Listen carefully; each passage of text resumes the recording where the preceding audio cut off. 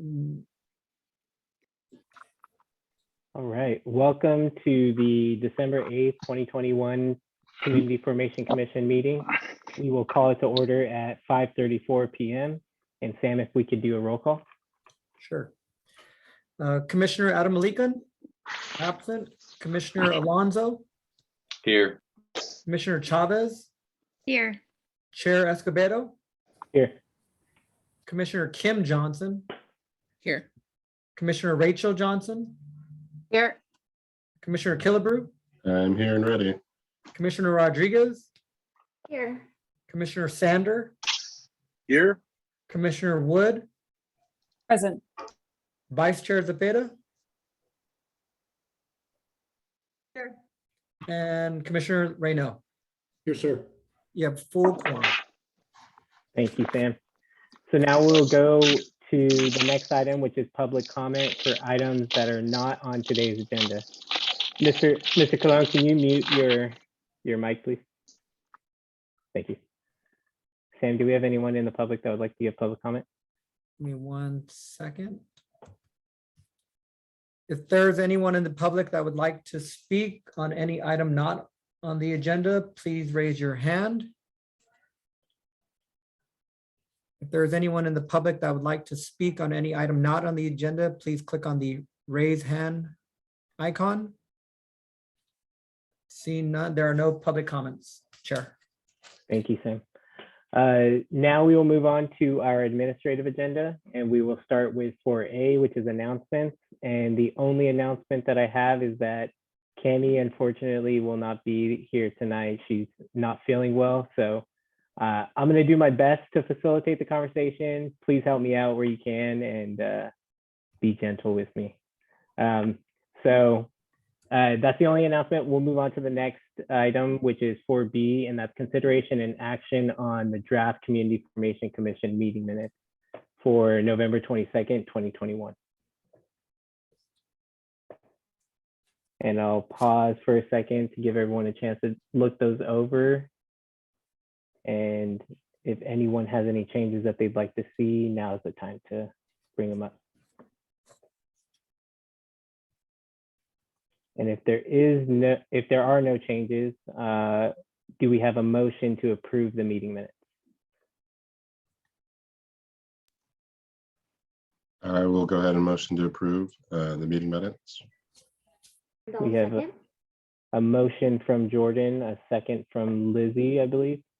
And any discussion? I'm not seeing any. So Sam, can we do a roll call vote, please? Sure. Let me just open it up for public comment. Oh, yes, thank you. There's been a motion by, excuse me, if there's anyone in the public that would like to speak on the approval of the minutes of November 22nd, 2021, please raise your hand. If there's anyone in the public that would like to speak on the meeting minutes of November 22nd, 2021, please click on the raise hand feature. There are no comments, so I will move on to a roll call. There's been a motion by Commissioner Killebrew, seconded by Commissioner Rodriguez, to accept the meeting minutes of November 22nd, 2021. Commissioner Adam Malikan, Commissioner Alonso, Aye. Commissioner Wood, Yes. Commissioner Chavez, Yes. Chair Escobedo, Yes. Commissioner Kim Johnson, Yes. Commissioner Rachel Johnson, Yes. Commissioner Killebrew, Yes. Commissioner Rodriguez, Yes. Commissioner Reyno, Yes. Commissioner Sander, Yes. and Vice Chair Zepeda. Yes. Motion passes. Thank you. So we'll close out the administrative agenda, and now we'll move on to the working group updates. Are there any representatives from working groups that would like to give brief updates to the full commission?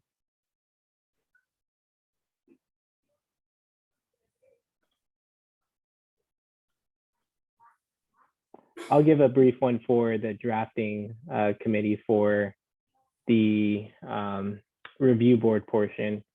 And we are hoping that after tonight's meeting and we get to discuss both the relationship between the review board and the auditor monitor, as well as the powers and duties for the review board, that we will have enough information to write up a draft for all of the review board portions of the draft recommendation to have for the review of the full commission by January. So we've already amongst ourselves have mapped out the plan, and we're hoping that we can stay on track and be able to present the full commission some text to look over at the first meeting of January.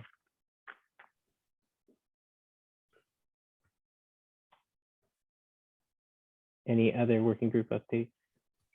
I can give a quick one for the survey group. We haven't really done that much since our last meeting, but just looking ahead for that survey group so people know what's coming up.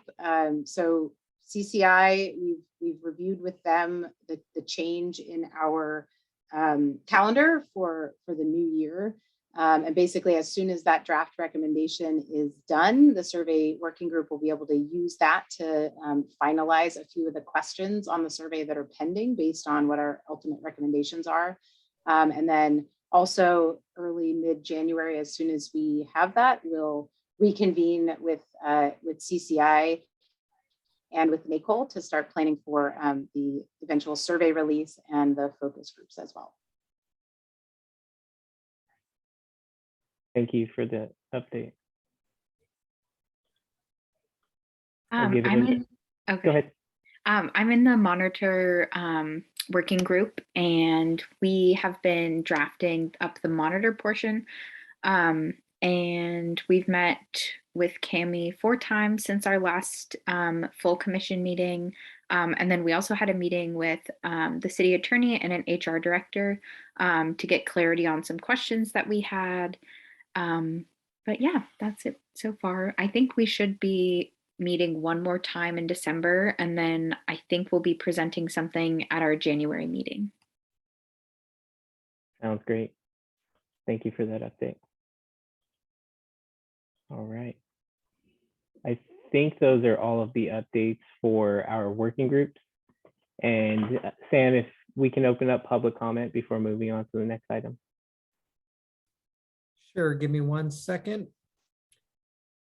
If there's anybody that in the public that would like to speak on item number 5, working group updates, please raise your hand. If there's anyone that would like to speak on number 5, working group updates, please click on the raise hand icon. There's nobody that has indicated they'd like to speak. Thank you, Sam. So we'll close out item 5, working group update. I believe Commissioner Killebrew had a. Oh, I just have a question. Do we have anybody in the public? Do we know how many people are attending this meeting? There's only one registered person on the attendee list. Thank you. That's good to know. Thank you. we will close out item 5, which is working group updates, and we'll move to item 6, which is CFC introduction presentation. So we'll receive a brief update on CFC introduction presentations that have taken place since last meeting, and then also an update since last meeting. So at our last meeting, we presented the presentation we went over the presentation for the CFC introductory presentations that we had been speaking about. Since then, we conducted one on Friday with Freedom for Youth, and it went really well. It was Rachel and myself that provided the presentation. Anna was there and did the introduction. It was a small group, but it was a really good conversation. And from it, we learned a little bit about things to tweak in the presentation. So I'm making those final edits and plan to share it out tomorrow morning with the full commission. And then it's on us to work with our network to schedule these presentations, get the word out about the commission, where we're at in the process, where we're going. And this will be a really good touch point for when we do our full outreach early next year. So it's not the first time that stakeholders are hearing from us, that we can kind of get on their radar. So Louisa?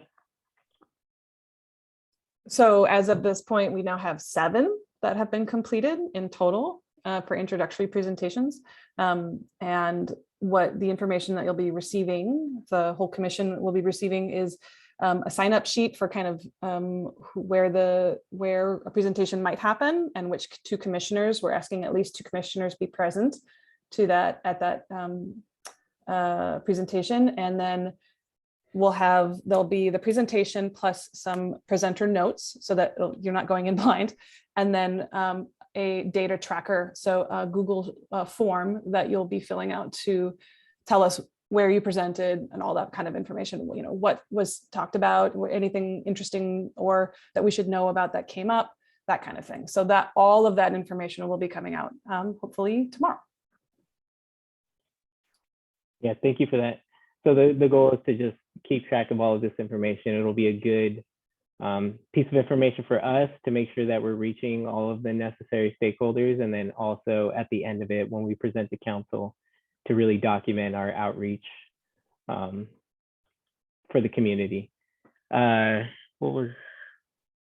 to this point, we've had 7. We also have 2 more scheduled with STESA. So I'll include that in the email tomorrow. If there are any commissioners that want to volunteer for that one, it will be virtual. But special thanks to Louisa for setting up the Google Form sign-up sheet and the data collection. And she volunteered at the last meeting to kind of monitor that and collect all the data for us. So special thanks to her. Any questions from the full commission? We encourage, once this is out, we encourage everyone to get the word out about this to as many folks as we possibly can. Mm-hmm. And we will be informing the team as how we go if there's places that we're and communities that we're missing to make sure that we're getting the word out to everybody. Yeah, just to throw out a pitch to everyone. I mean, if you haven't done one yet, just encourage everyone to sign up for one if you're able to. It was really, I mean, if nothing else, it's really good practice to kind of articulate these sound bites, these you know, little sections of what it is that we're doing in our next steps. So it was an incredible learning experience as a commissioner, as much as it was for the folks we were talking to. So yeah, if you're able and you've got the bandwidth, it's a great experience that I think it'd be great if all of us could do at least, you know, participate in at least one of them. Yeah, I couldn't agree more with that. Any other questions, comments, concerns? Not seeing any. So Sam, if we could open up public comment for this item as well. Sure. Thank you, Chair. If there's anyone in the public that would like to speak on item 6, CFC introduction presentations, please raise your hand. If there's anyone that would like to speak on item 6, CFC introductions presentations, please click on the raise hand icon. There are no hands raised, Chair. Thank you, Sam. So with that, we will close item 6 and we'll move on to item 7. Where we will have a discussion to define the relationship between the review board and the auditor monitor within our hybrid oversight model for the purposes of later making a recommendation to City Council. So this is really important for both of the drafting groups, for the auditor monitor drafting group and for the review board drafting group, of understanding what the relationship between the two will be in the eventual oversight model. Because this will help define what some of the powers and duties are for both parts of the model. And we're hoping by tonight we can establish the relationship, we can establish powers and duties generally for the review board, which will set us up for having a draft recommendation by the end of January. As I mentioned earlier, Cammie's not here, so I'm going to do my best to facilitate this conversation. I know some big shoes to fill, but if possible, when you have comments or questions, using the raise hand function is really helpful, because I can't see on my screen everyone on here, or just chime in, but raise hand function has worked pretty well in the past. So the purposes of this discussion is really to figure out the dynamic between the two. The questions that come to mind are, what role does the review body have in the hiring process for the auditor monitor? I think it would be interesting to hear from the auditor monitor drafting group on discussions that they had with the city attorney and the HR representative. And Lizzie? You want- Yes, thank you. I think before we can get into that conversation, I'm wondering if we can have some clarity on expectations of what this structure is going to look like in general. So, for example, I'm under the impression that this commission will be recommending a commission to be formed, an oversight commission to be formed. And I think that there's other understandings that a city department will be formed. So if we can have clarity on that, I think it would help the conversations over the relationships. Yeah, and I know that you had reached out prior to the meeting about it, and I'm not sure if Cami ever responded to the email thread to get her perspective, because it would be helpful. But so the question is, I guess if I could ask you, Lizzie, just to clarify just a little bit more. In recommending a commission, would there be staff that's supporting the commission? Mhm. So using our current structure as an example, we are a commission that's part of the city structure. We have contracted a professional, experienced person who's not a staff person and who's not a civil servant. They are a contracted employee, which is Cami. We also have, and her hours fluctuate depending on what the need is. We also have a staff support that is a staff member of the city of Santa Barbara and has other duties assigned to him, which is Sam. And so my understanding is that we would be doing the same thing. Some commissions in Santa Barbara, well, all commissions have staff support. Some commissions hire a contracted employee for very specific items or tasks. This particular commission would require, I don't know for how long, but they would require a specialized trained individual who knows oversight practices. And would that overall commission, where does the auditor monitor play a function in your description? So if the auditor and monitor would be similar to Cami, a contract employee. Okay. And I mean, that's how I'm visualizing it. So then that person is directed, kind of a back and forth. They're directed by the oversight body, and they also help to direct the oversight body based on their expertise. But I think it might be more appropriate to have maybe one of our attorneys or Madam Mayor explain what that would look like in the city structure, as opposed to creating an oversight department or an office of independent oversight. Mr. Colon, if you understood that. Yeah, the answer is I think you need to ask the city council. Creating a department for a single position seems a little bit over the top, but having independence for that position is pretty important. So really you're asking a challenging question about where to place the commission in the current city structure. One possibility could be the city administrator's office. That's where Sam reports. And the city administrator, of course, has overall responsibility to manage the police. Thank you, Mr. Colon. That's really helpful. Are there any, Lizzie, did you want to add? Yeah, just the benefit or I guess the intention of having a separate department is the ability to have independence. So independent of the police department and independent of the attorney's office. So that if there are recommendations or if there's, let's say, a controversial occurrence, that this department would be able to sort of stand on its own to be able to make recommendations to the city and the chief of police. So I think as we're looking at that structure and looking at what this body, how it'll be placed within the city, I think that's the key thing, is just making sure that this body does have the authority and independence to make those recommendations.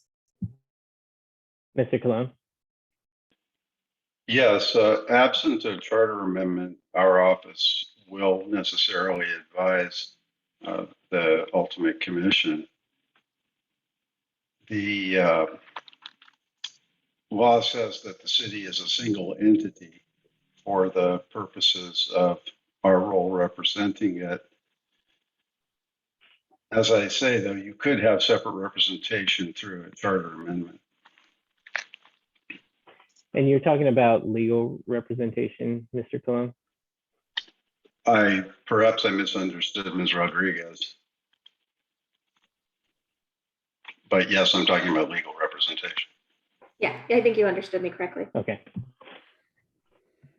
Thank you. And I guess to the full commission, I'd love to hear from some of you about how you envision the ultimate oversight body, whether or not it operates similar to this commission with staff support from staff members that have other duties in the city, and this is one of them, is staffing the oversight body, the review board, and what that relationship looks like. I'm sorry.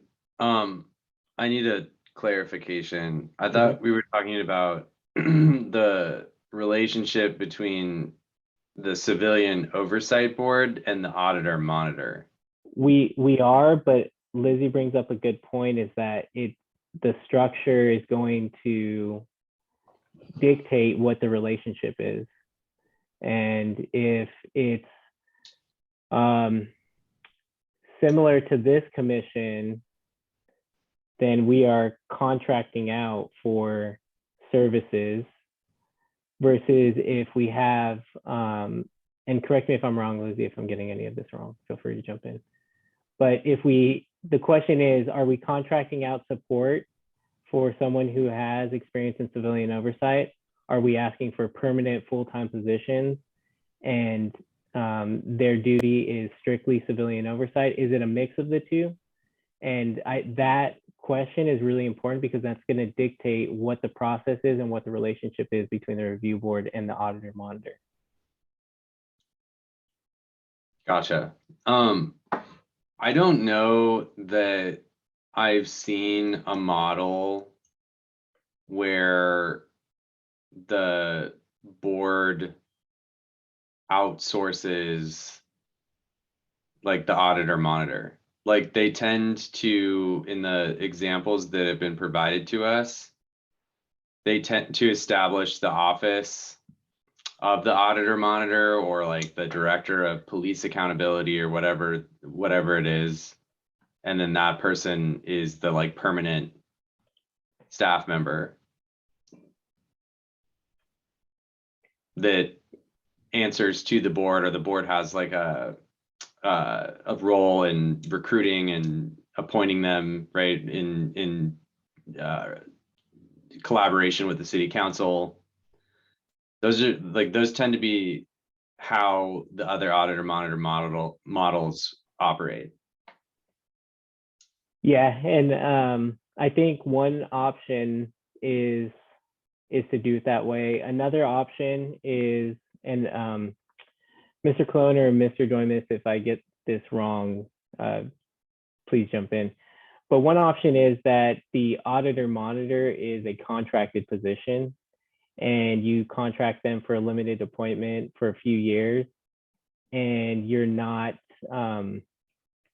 you have the option of re-upping the contract, but it gives you an opportunity based on performance to go in a different direction or to if they're doing really well, you can recontract with them. But it gives you that option. Whereas if it's a full-time staff, it's not as simple and easy as to go in a different direction. I think I can take that. That makes sense. And the model we have in the charter currently that could work for a commission, whether it's in the charter or not, would be that you would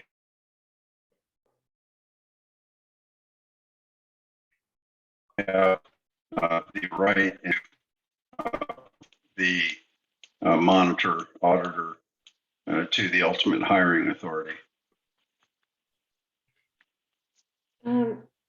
Attorney Colon, can I ask a question? So one of the complexities around this conversation is that if we have a full-time employee and they are an employee of the city, we are limited to HR policies. So things like they can't have experience working with Santa Barbara PD, or they can't have spouses that have worked with the SBPD. That wouldn't be allowed if they were a staff person because of HR practices. If they are a contracted employee, we have more freedom. We have more leeway in being able to have those type of stipulations. So Attorney Colon, when we're thinking about hiring a person, let's say we did have a contracted employee, could we have a contracted employee that's, we have a limited term contract, maybe 3 years, and then we have the opportunity to extend that contract? Could we do that and not create a department? Could they be a like we have with Cami, a specialized contracted employee for the commission? Absolutely, yes. So I'd like to put out an alternative as well. I think it makes a lot of sense, but for me anyways, in my perspective, is having a contracted auditor monitor. One of the things that I personally would love to see in the eventual oversight body is, I've worked with auditors, not in this profession, but in others, and I'm overgeneralizing a little bit, but the personality to do outreach is not always the types of people who might have the skill set to really thrive in an auditing role. So what my dream would be to have someone staff the review board that would also have responsibilities related to public outreach, because that's going to be a critical role for the review board.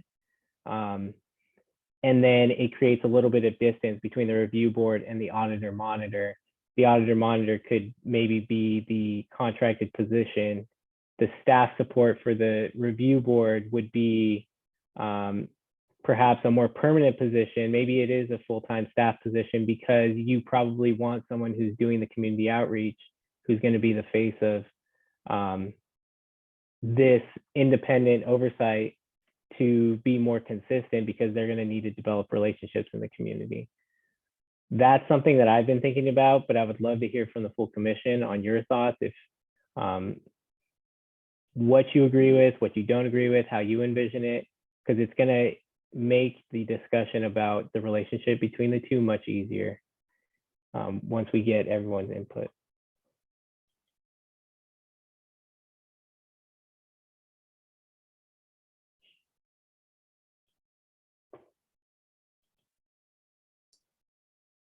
Oh, okay. Louisa? I'm gonna allow Chris. Christian go first. I already said my piece. I'm more curious to hear what you have to say. Go ahead. I was just gonna say, I'm just gonna go out on a limb and say I'm not fully informed on this. I feel as though I don't know what the models look like in that sense when it comes to this very piece, because I haven't been a part of the Auditor Monitor piece. And I don't feel comfortable to be able to weigh in on it. I can hear both sides of it, but I don't feel fully informed, and wonder if there would be possible to get more information on this before we move forward on that. That's how I feel at this moment. but I would like to hear from other people about it, because I am not sure how others are feeling at this point.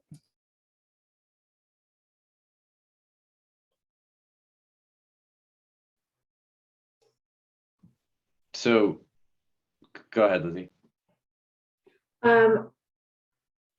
Correct me if I'm wrong, but I thought that the community outreach portion was going to be part of the oversight body's role, which is why we want these folks to have close connection with community and represent the community so that we can do that outreach. And I imagine the first year will be a lot of training and education just for the commission, like what we did.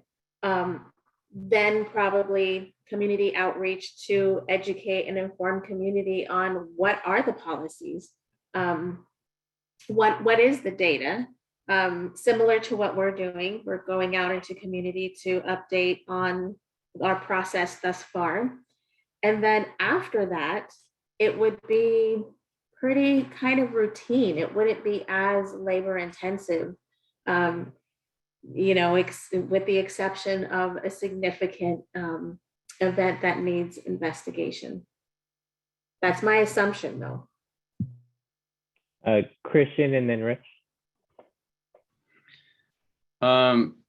So like I was saying earlier, and I understand,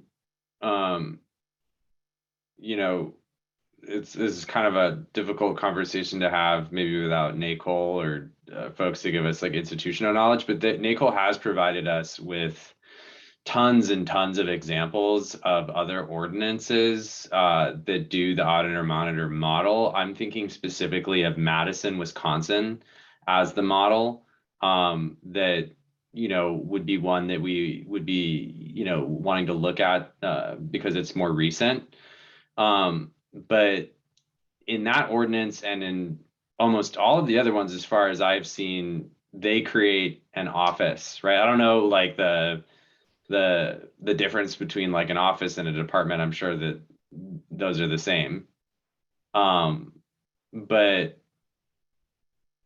I'm not opposed to the conversation around creating like a situation where we're contracting that out, but I would be curious, Chair or Commissioner Rodriguez, if you have done any research or seen any examples where that is being done currently, or if there is a reputable organization like NACOL that does like exclusively like civilian oversight as like a profession, or would this be like we would go like put out a request to recruit an auditor monitor who would just be doing it like as an independent contractor, or like I don't understand the contracting proposal. So there is an organization, it's called the Independent Police Oversight and Review, or OIR Group, and it's oirgroup.com if you're interested. And that's specifically what they do. They work with cities to provide this type of contracted specialization.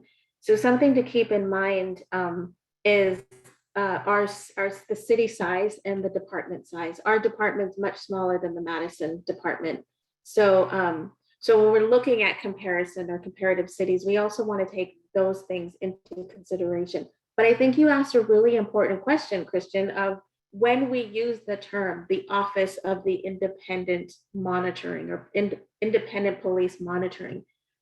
When I read that, the Office of, I went to, are we creating a department? And it may just be a semantical issue, but I feel like we can't really have the conversation around relationship until we know, are we having a relationship between the oversight board and a contractor, or an oversight board and the director of a department of the city?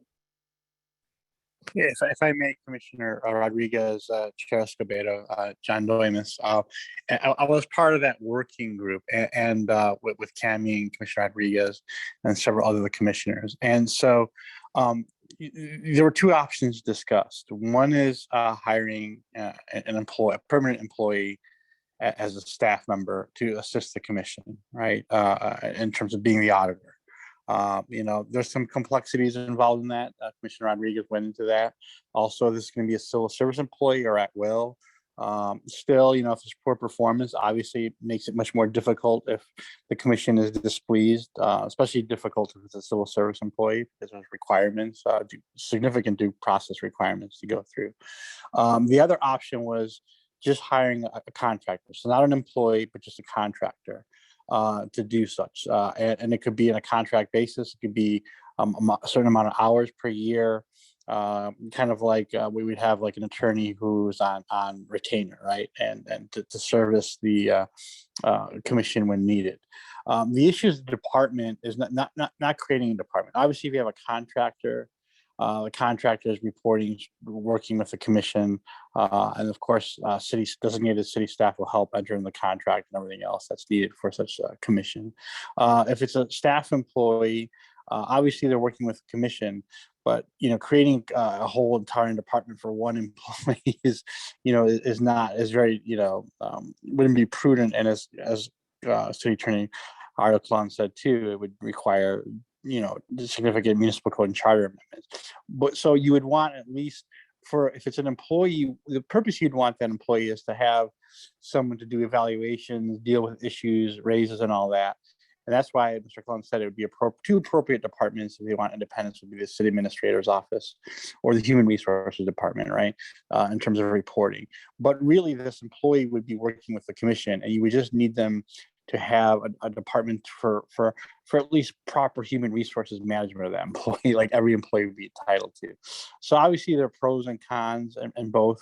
Cami did talk about several cities having models of both, having a contractor working as an auditor or monitor for the commission or an employee. And so if there are any other follow-up questions, I'd be happy to respond to those. Thank you. Thank you, Mr. Dormis. Rich?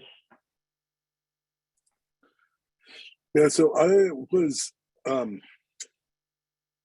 under the impression that when we first began talking about Auditor Monitor, that this person was actually doing, it was a person leading the review board, and that had Auditor Monitor background that was able to do that as well. But I thought it was more somebody that would be leading the review board in general. And so if that's the case, I think from what we're talking about, a contracted position would be fine. That is renews, every other year, what have you. But I thought that their job responsibilities of this, what we're calling Auditor Monitor person, would be to call the review board to order, educate the review board on things that they need to be educated on, to show patterns in the auditor monitoring that they may see, or to bring up, to give proper education around whatever grievances come to the review board. I just thought that they were the person heading the review board, so that there's an employee or somebody that's in charge of gathering everyone together, rather than putting that ability or putting that kind of responsibility on a review board member. So am I wrong in thinking that, or is that what we're discussing right now? Yeah, throwing that out. Yeah, it's a good thing for us to define. I think you're right, Rich. I think that's what we're talking about is what would the relationship between the auditor monitor person, the person who's conducting the audits of investigation, who's looking over policy, who's looking over the data trends, who's providing reports and all of that information. Do we want them to be the person that's staffing the review board? That's kind of the discussion we're having, is do we want that person that's doing that work to also staff the review board and support the review board, calling it to order, running the meetings, providing staff packets or any sort of information, is what we're trying to figure out right now. So that you're absolutely right that is one option that we can definitely go with. Christian and then Rich again.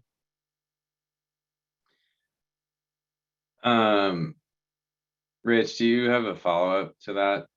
I don't want to break the flow of the conversation. Sure, I'll be quick. If that's the case, then I would suggest that, like, I'm thinking in terms of the review board itself. I don't think that we want anyone on the review board where it's so much responsibility that they're calling the meetings and things like that. I always thought the review board, the purpose was just to review, and if that's the case, it's kind of bringing things before people and saying, here's what's happening, give us your input on it, rather than them being the specialty or the ones that are charged with having more experience than other people or what have you. I would place my eggs in the basket of hiring somebody that is a contracted official that runs the review board as well as an auditor monitor functioning. That would be my 2 cents. Thank you, Rich. Yeah, Christian? and I guess just along the lines of that conversation, like, I think we're on the same page about how it works, but generally speaking, it wouldn't be the auditor monitor leading the board per se, right? The board would have, in most of these models, like, the board has a chair, the board has a vice chair, it's an independent civilian oversight board, and they do the recruiting. They actually, like, supervise the monitor, right? So the board is in charge of the monitor. The monitor serves the board by performing their functions, right? They're the dedicated staff person for the board, and they would be performing the powers and duties that we outline them to be doing. So I just wanted to clarify that for my own understanding, that there would be, like, a formal leadership structure. There would be, like, an executive subcommittee, like a vice chair and a chair, like this committee, working with the auditor monitor to do everything that you outlined, Rich, but it would not be like the auditor monitor sitting as a full, like, member of the board. They would be more like the executive secretary to the board. That's how these tend to work. Lizzie? So right now, our current city structure is that every commission has a staff member assigned. So every commission has somebody like Sam assigned. That would be the person who would post the agendas, post the minutes, send out the invitations to the commissioner. So that's a given. Separate from that is the contracted position, or let's just say contracted position for now, for simplicity. That's different. That would be the person who has a bilateral relationship with the commission, guiding the commission, but then also being guided by the commission, but that does the data collection and analyzes it and reports back to the council or the commission so that they can, approve or have conversation and further follow-up before it's presented to city council. The chair and the co-chair of the commission, they're the ones that are responsible for facilitating or leading the meeting. They're the ones who, call it to order. This is on regular commissions. That's pretty standard. They call the meeting to order. They make sure that we're, with the help of the city attorney, make sure that we're in compliance with the Brown Act and then, close it, ask for public comments and so forth. So that part of leading and facilitating the meeting, that is generally the responsibility of the chair and co-chair. And every commission in the city thus far has an assigned staff member. So if it's a commission, those roles are covered. The question that I had originally posed was, are we going to stick with that structure? In addition, we'll hire a contractor like we did with Cami, or is a separate department created, like the Public Works Department? They have staff, they have a director, they have It's within the you know, the structure of the city. Rich? Yeah, I thank you for clarifying.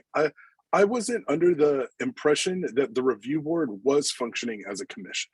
And so maybe that's something that we need to clarify, or it looks like we're going to clarify it the next agenda item. In this, the reason being that this goes into a lot of what we discussed at who can be on the commission and how we provide for people on the commission or this review board and everything. I just think it's a lot for, if you think of how much work that we've had to go through in just educating ourselves on the models and things like that, I think that's a lot to ask for people on this review board for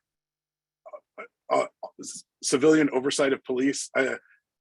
I would lean more towards that the review board functions more as a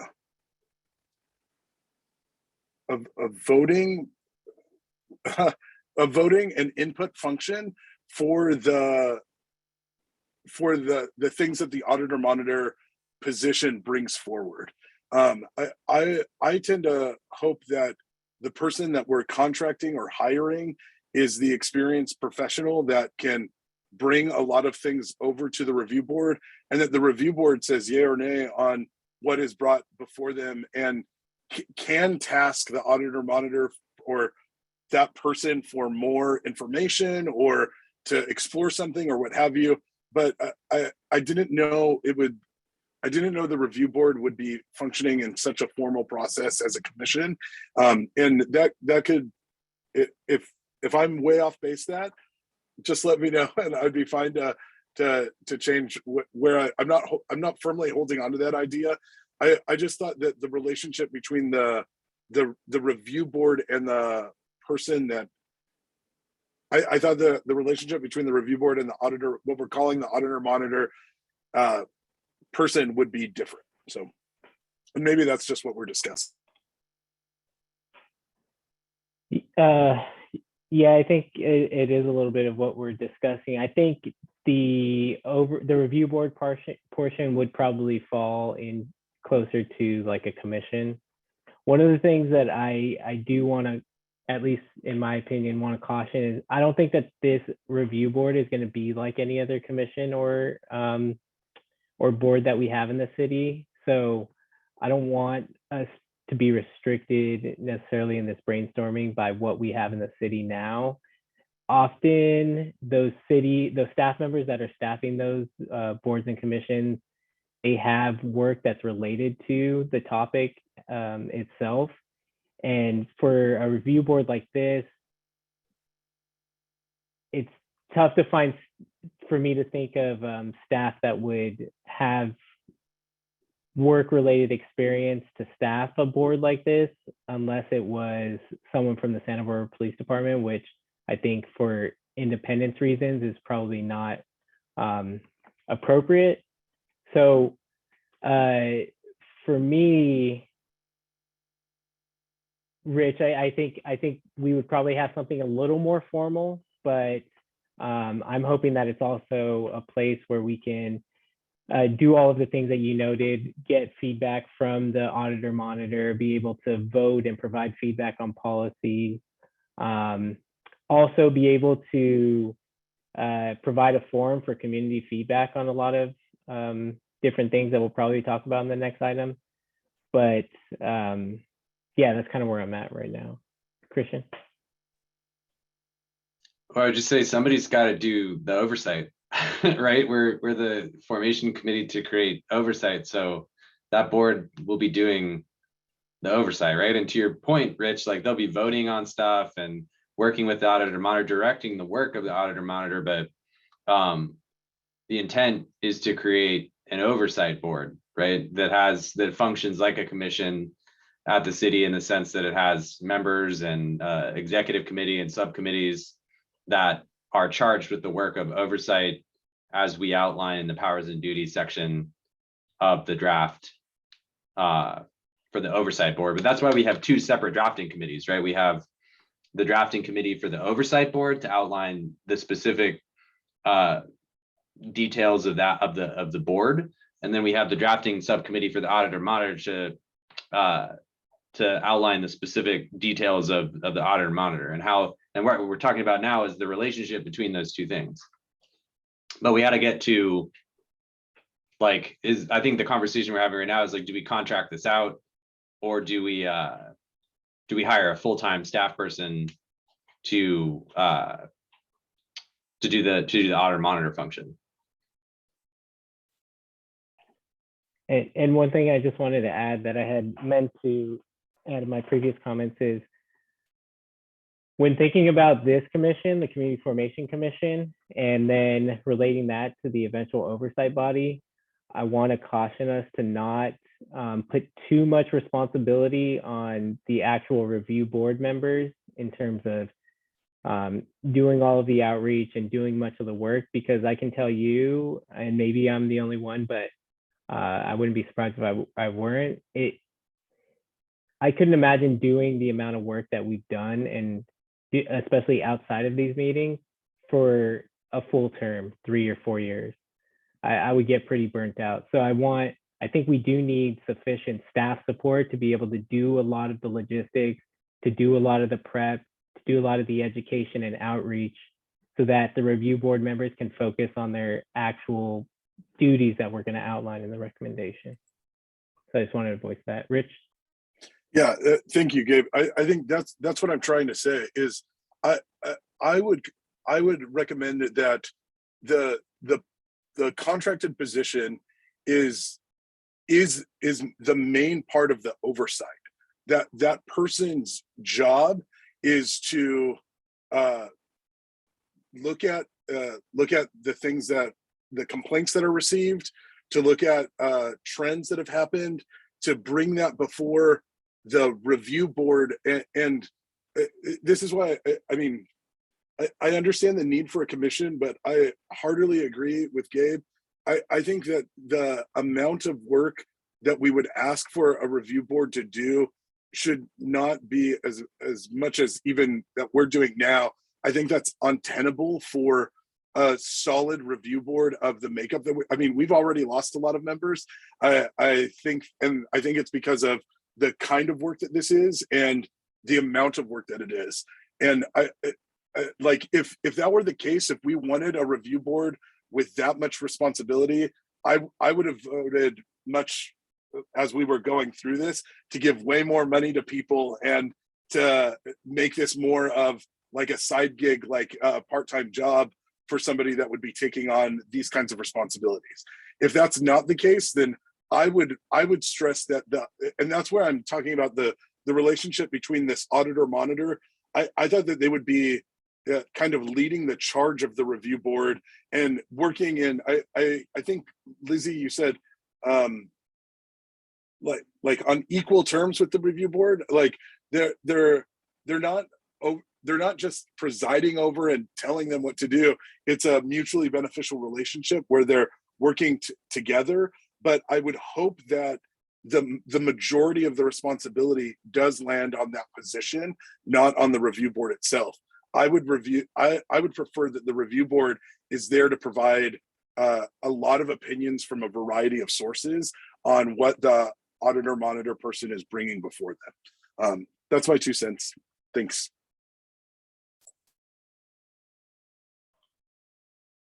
Thank you, Rich. Other input from commissioners? Kim? I just wanted to co-sign on everything that Rich just said. So I am in support of his point of view. Thank you, Kim. And I apologize. I need to head out for a work appointment, but thank you all. Thanks, Rich. It was good seeing you. Jordan? Yeah, thank you, Rich. I concur. I feel as if there definitely should be a city staff member that is doing the admin support, helping to do the outreach. I think that makes a lot of sense to me, but really helping to do that legwork and then calling on the commissioners when there needs to be a review, when there needs to be a vote or something that needs to be had with the support of a contracted position of an auditor monitor. I made like a little diagram to like help me understand it a little bit more, because there's separate functions, and what we want to do above anything is to have it be, you know, yes, it's a part of a function of the city, but it also is doing oversight, and we don't want to get bogged down by it being connected to the city that much. And so that's why I think keeping the civilian review part separate and them focusing on that review element and being that voting element, that voting body, makes a lot of sense to me, with the contracted position supporting them, and then that communication going back and forth between the police department and so forth. So I'm in favor of that type of structure. Thank you, Jordan. Christian? I don't think like we're necessarily in conflict about the structure. And I honestly don't understand fully the distinction between contracted out and full-time staff, because either way, they're going to have a very similar relationship with the board, right? So like, if the purpose of this discussion is to talk about the relationship and what we want, and to get some like bullet points on the board to help the drafting committees, I would love to start talking about what we want the relationship to look like as it relates to, like, does the board appoint them, right? Do they have the sole power to appoint them, or do they work with the city council? I would love to get into that substance if we could, because I don't know necessarily that it changes the relationship that much. Thank you, Christian. Serafina?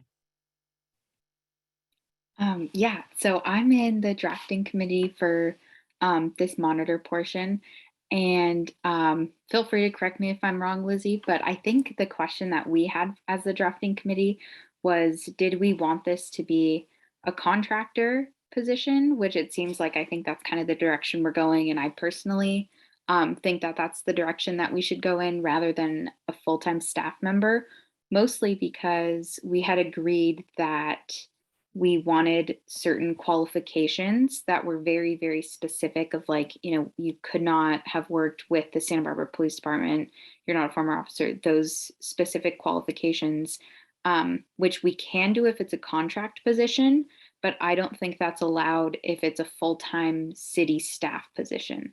And I believe that's kind of why we were meeting with the attorneys. So that's kind of what the drafting committee, we didn't want to make that decision without consulting the rest of the commission. But that was just a kind of a thing that we wanted to get your opinion on. But yeah, just from my opinion, I think we should go with the contract position, because we can still have our specific qualifications that we agreed upon as a commission in our previous section. Thank you, Serafina. Lizzie? So I agree with Christian that we are not in conflict of what we want this role to do. I mean, that I think we all agreed to that in the first brainstorming session that we had a few months ago. What I'm hoping we can get clarification on is, are we looking at a commission? I've heard some folks say no. I was under the impression yes. Are we looking at creating a city department? That has a whole different complexity around that. Or are we going to create something other than those two? And I think to be able to get to the relationship conversation, I think we need some clarity around that, because if we took a straw poll right now of who thinks we're doing a commission, who thinks we're doing a committee, I don't think that we would be entirely in agreement on that. And I think this conversation is really important, because we can't have these conversations outside. We have to only have them here for Brown Act purposes. So I'm glad that we're taking time to do this. So that's the premise of this dialogue, is to determine, is this a commission? Is this a city department? Is this something other? Well, I'll just chime in and say, it sounds like from what Mr. Doimus and Mr. Cologne said that forming of a department is probably not the way to go unless we're going to do charter amendment. So that somewhat answers one of the questions. But this position could live in the city administrator's office. It could live in human resources. So those are our options. It's charter amendment to create a new department. It's HR, it's the city administrator. I don't know that we need to answer that question necessarily right now to talk about the relationship, since it's kind of, unless we're going to go 100% right now and say we're doing a department, we're going to do a charter amendment, which I don't think we're ready to do. So I think it would be helpful to discuss more of the relationship between the auditor monitor and the review board, because it sounds like this position is probably going to live in one of those two offices. One thing I did want to say is I know that we came up with the qualifications for the review board. I don't think that we've come up with the qualifications for the auditor monitor yet. So, and I bring that up because I know in my conversations with Cami, oftentimes former law enforcement are often in the profession of performing those auditor monitor duties. So I'm not sure that we want to have the same qualifications for the review board that we do for the auditor monitor.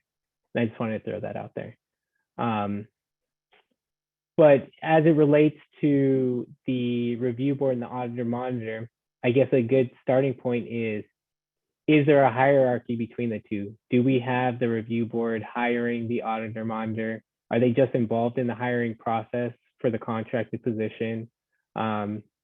It sounds like we want the auditor monitor to staff the board. I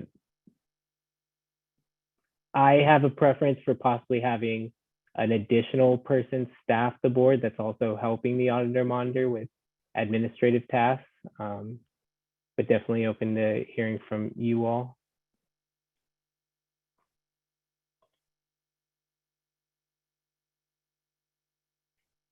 Christian? I'm sorry to be taking up so much space tonight, but if other folks chime in, I'm happy to back off. Yeah, I think that we should give as many resources to the auditor monitor and to the board as possible. This is hefty work, like we've discussed.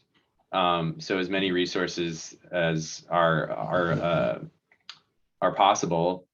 I'd also like to talk about like we're talking about the relationship, like who's hiring the auditor monitor. So would that be a situation where the board, the civilian oversight board, is has like the sole capability to hire someone, or would that be like in concert with city council? Like the various ordinances do it differently.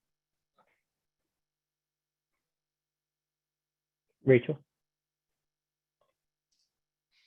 Yeah, I mean, I'm not sure this is allowed in agenda world, but I mean, it seems like a lot of this confusion or questions, if we had already completed the powers and duties, we would have more clarification on this, right? Like, I mean, a list of powers and duties would give us more clarity on, is this operating like a commission? Is this operating like a committee? I'm not sure I understand the difference in those in the way we've been talking about it. Right? Like it seems like the powers and duties should be defined before the relationship with another role that also has different duties. Right? Because I just think a lot of these questions are in the next agenda item. And I don't know if we can change the discussion. Yeah, let me add something and then maybe throw an idea out there. So the thought was, in putting this item first, was that we would delineate what responsibilities, also in determining the relationship, what responsibilities would be the auditor monitors and what responsibilities would be the review board, so that it would guide our conversation for the powers and duties. But if we think that having that conversation about powers and duties would better inform this discussion, then I believe there's an opportunity for us to go to that item and come back, but I'm going to ask Mr. Doimus or Mr. Cologne.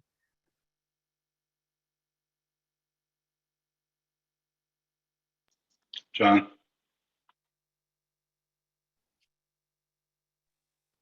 Okay, I'm just waiting for if I want to respond. You could table this item and then go to the next item. And if you have a vote, commission, then come back to it. Okay. Thank you, Mr. Doimus. So for the commission, do we feel like it would be helpful to do item 8, powers and duties for the review board, and then come back? Do we think that would help this discussion? Chair, I'll make a motion. Okay, so we got a motion from Christian. Do we have a second? Rachel, second. Second. Any discussion on this? Does anyone feel strongly about it? Okay. Sam, if we could open up public comment and then go to a roll call vote. Sure, there's been a motion by Commissioner Alonso, seconded by Commissioner Rachel Johnson to table item 7 until after item 8. If there's anyone in the public that would like to speak on this item, please raise your hand. If there's anyone in the public that would like to speak on the tabling of item 7 until after item 8, please click on the raise hand feature. There are no hands raised, Commissioner, so I will take a vote. Commissioner Adam Lakin, Commissioner Alonso, Aye. Commissioner Wood, Yes. Commissioner Chavez, Yes. Commissioner Escobedo, or excuse me, Chair Escobedo, Yes. Commissioner Kim Johnson, Yes. Commissioner Rachel Johnson, Yes. Commissioner Killebrew, Yes. Commissioner Rodriguez. Just to clarify, this vote is to decide if we're going to go to number 8, right? Correct, the tabling Okay. of item 7 until after 8. Yes. Commissioner Reyno, Yes. Commissioner Sander, and Vice Chair Zepeda. Yes. Motion passes. Okay, thank you, Sam. So with that, we will move on to table 8 and come back to, or item 8 and come back to item 7. Item 8 is a discussion on review board powers and duties. We're gonna have a discussion to identify powers and duties for the review board portion of the hybrid oversight model. And we may potentially take action on these for the purposes of later recommending making a recommendation to City Council. So Sam, is it possible for me to share my screen so that we can go over the brainstorming notes that we had for powers and duties? Sure, give me 1 second. I will make you a co-host. You should be able to share screen as needed. Can you see my screen? Does it show up? Is A it little powers and small. duties? It's a little small, I think, for the commission. So if you want to, Yeah. That work? Bigger? Can you all see that? Sorry. Can you make Maybe it a little bigger? bit bigger? Yeah, Yeah. do Command plus works. And Or if I just may, type in again, 250. great work on going through a conversation and then coming to a resolution to either move forward and then come back to it. So great work, Commission.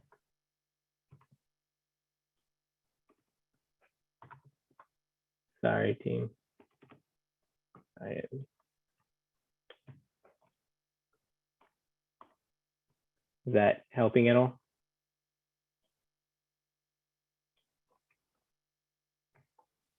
Does that help at all? Yep, that's perfect Okay. for me. Thank you. Okay, good.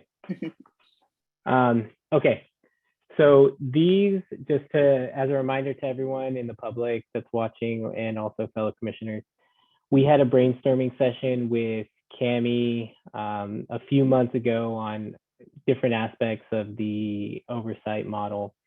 And this one is, these are the notes from the review board powers and duties. So this was just a brainstorming exercise in which we threw out various topics. And now that we're in the drafting phase and we've kind of honed in a little bit more on our oversight model, we now have the ability to narrow these down to fit the purposes of what we want to see from the oversight body. So I guess we'll just kind of go top to bottom, and if you all can just raise your hand if you have a comment, if you agree, you want to keep it, you want to remove it from the list. Also, if you have a preferred way of doing this other than that, just let me know.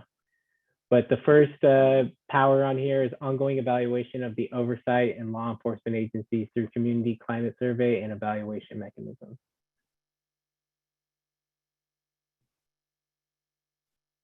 Any feedback? Highlight it. Highlight it.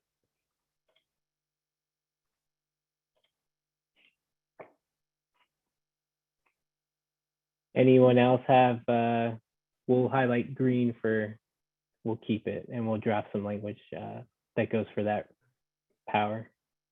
Is that good with everyone? That particular one? Meaningful engagement with the hiring and firing of the chief of police. Lizzie? Gabe, can I just? Yeah. Oh, sorry.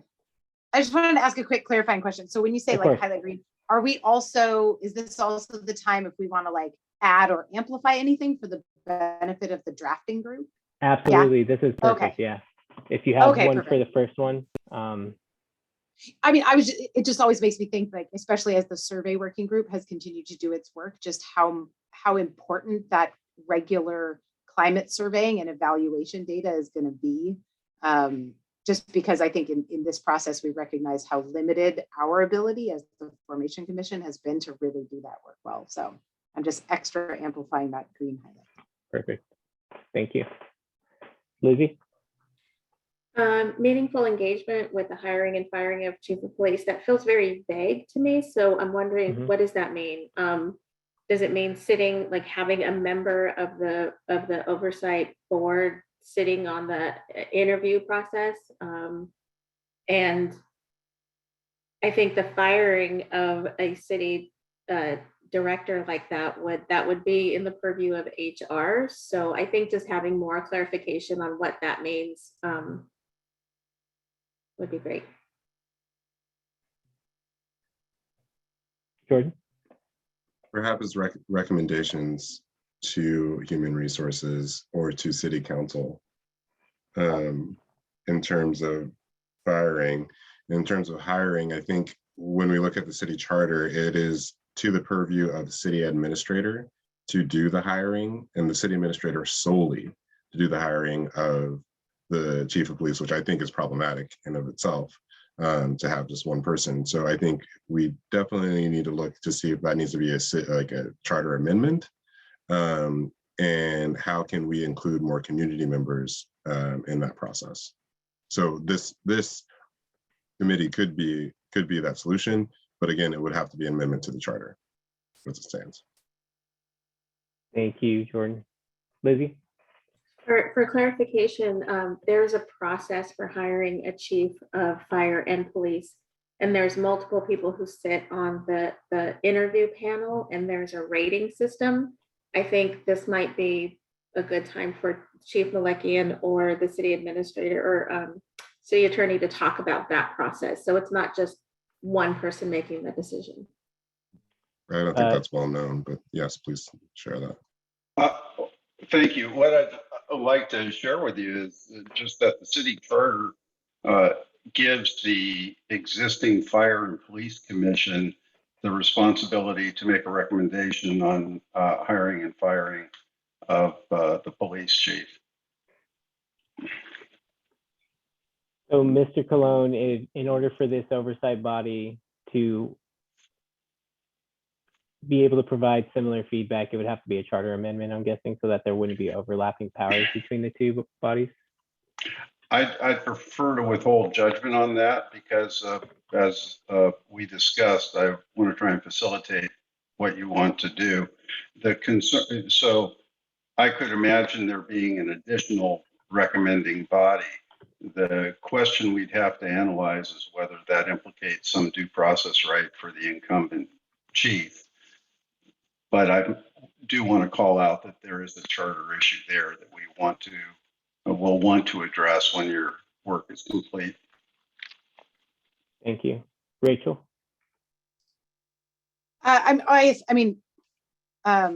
Yeah, thank you, Ariel. I think that actually answered. I mean, I was going to say, is it possible to all have this same power of recommendation, like have a second commission and be part of that? I also think potentially, I mean, I don't know.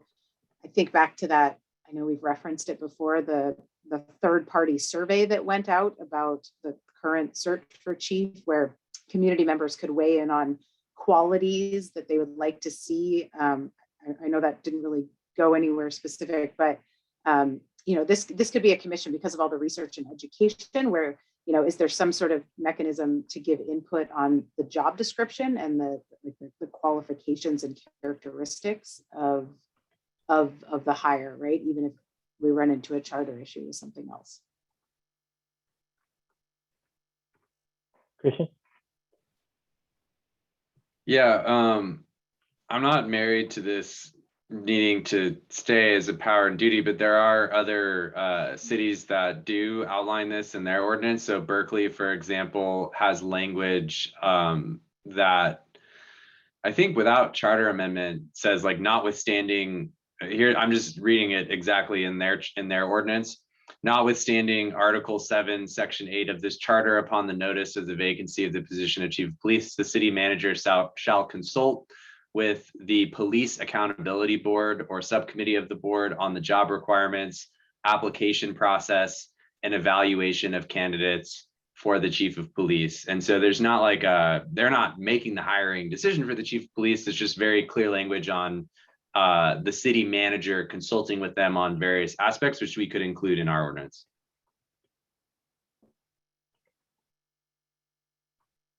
How does the text look on the screen? Provide input on job description, application process, and selection process.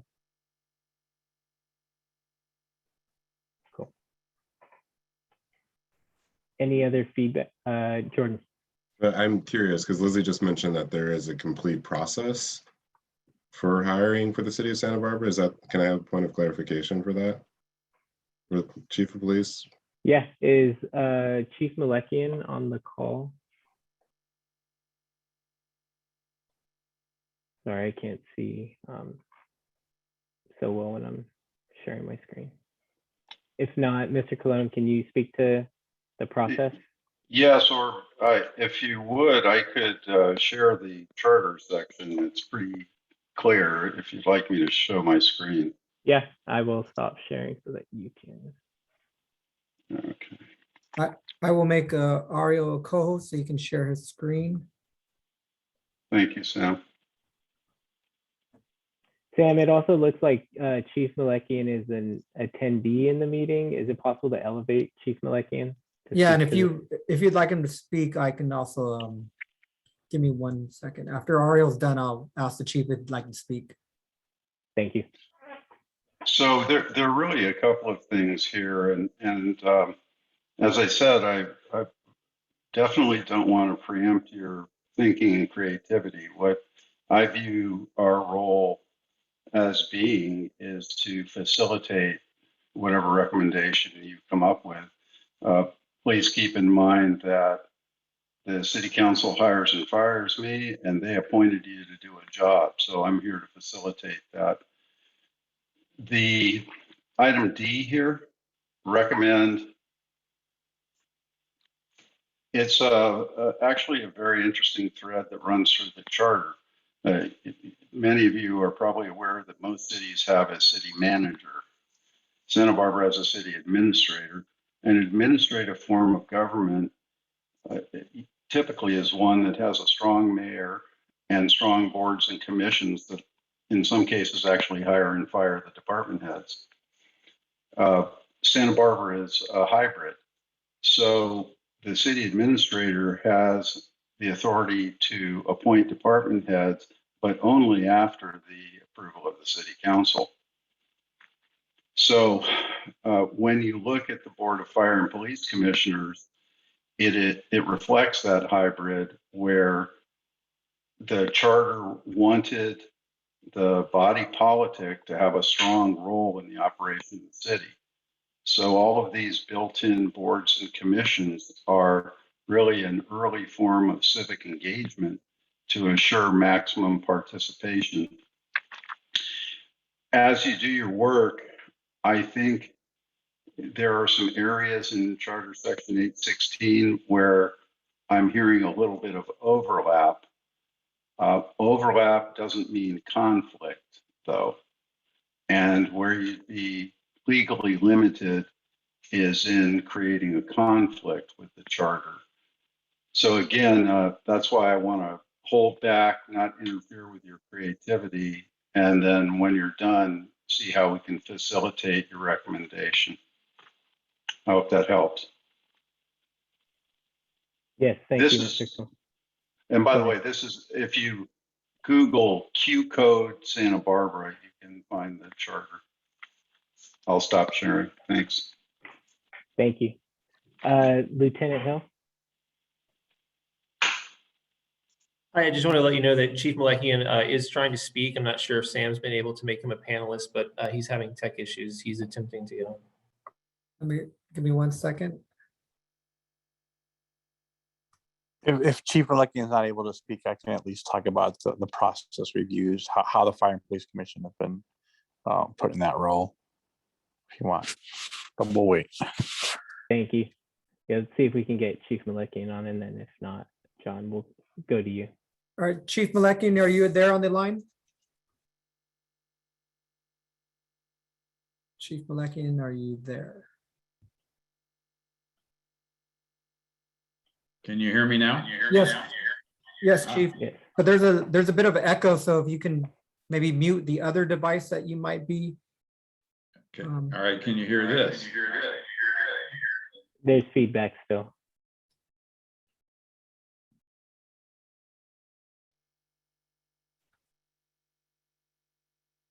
The other person's computer needs to be turned down so that their speaker isn't giving any noise. It needs to be on mute. You want to try one more time, Chief?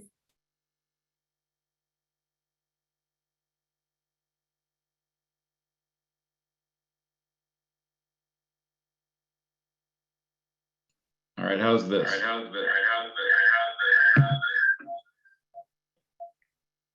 We're still getting feedback. Do you have another device that's playing the noise of from the meeting?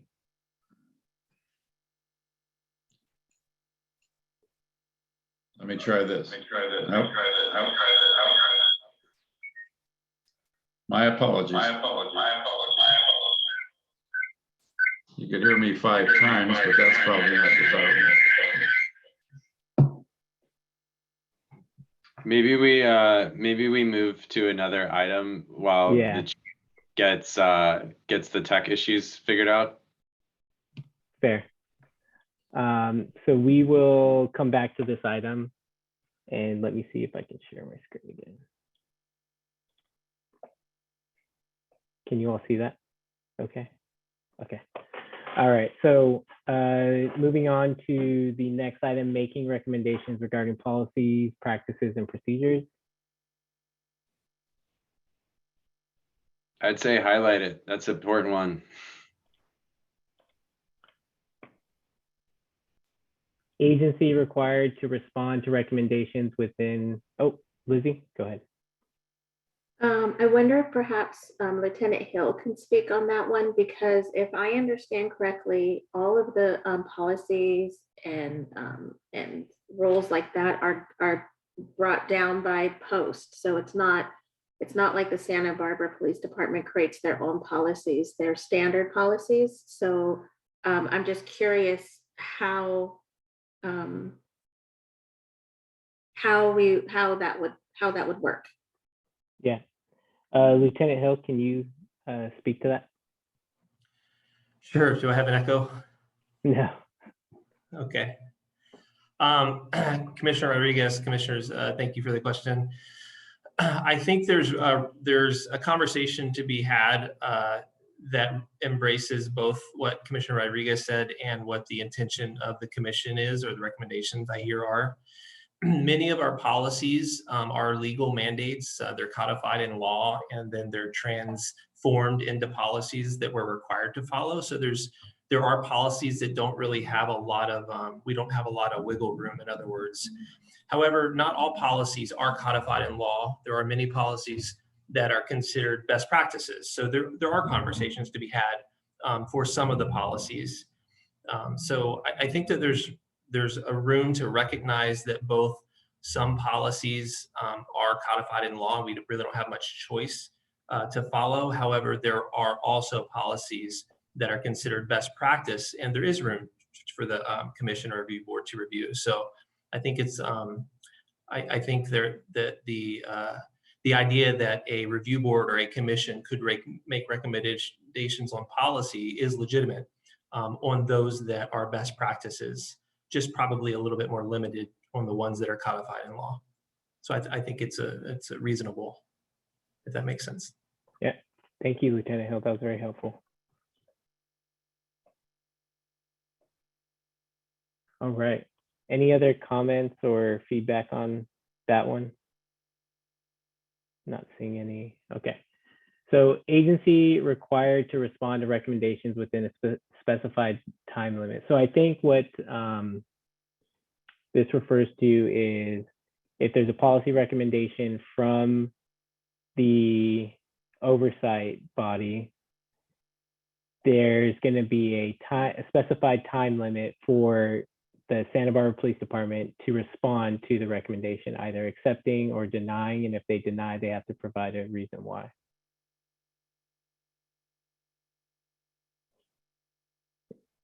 Feelings about this one? Feedback? I don't know. It seems like it's a matter of best practice. But I don't know that it needs to be outlined in the ordinance. Louisa? And I know that Cami specifically brought up this as something that has been an issue with other cities, that making recommendation or things like that, often there isn't a specified time limit for them to respond, and that has become an issue. So I think that is something that we should possibly discuss.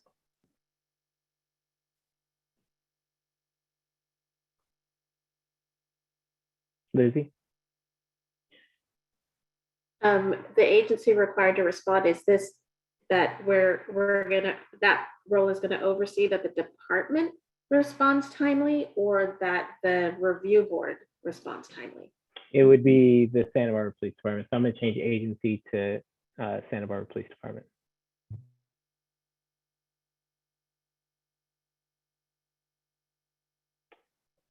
Rachel? Yeah, I agree with Christian as well. I think the next few bullet points are kind of maybe more related to best practices. Like, I don't know how we write that up as sort of requirements or guidelines for the oversight body itself. And I realized, I think Chief Mulligan, if he's still trying to get on, I also remember when we came up with this in the brainstorm, he chimed in on this specifically about accessing records, and they're like, I can't remember what he said, and I'd love to hear what he has to say again.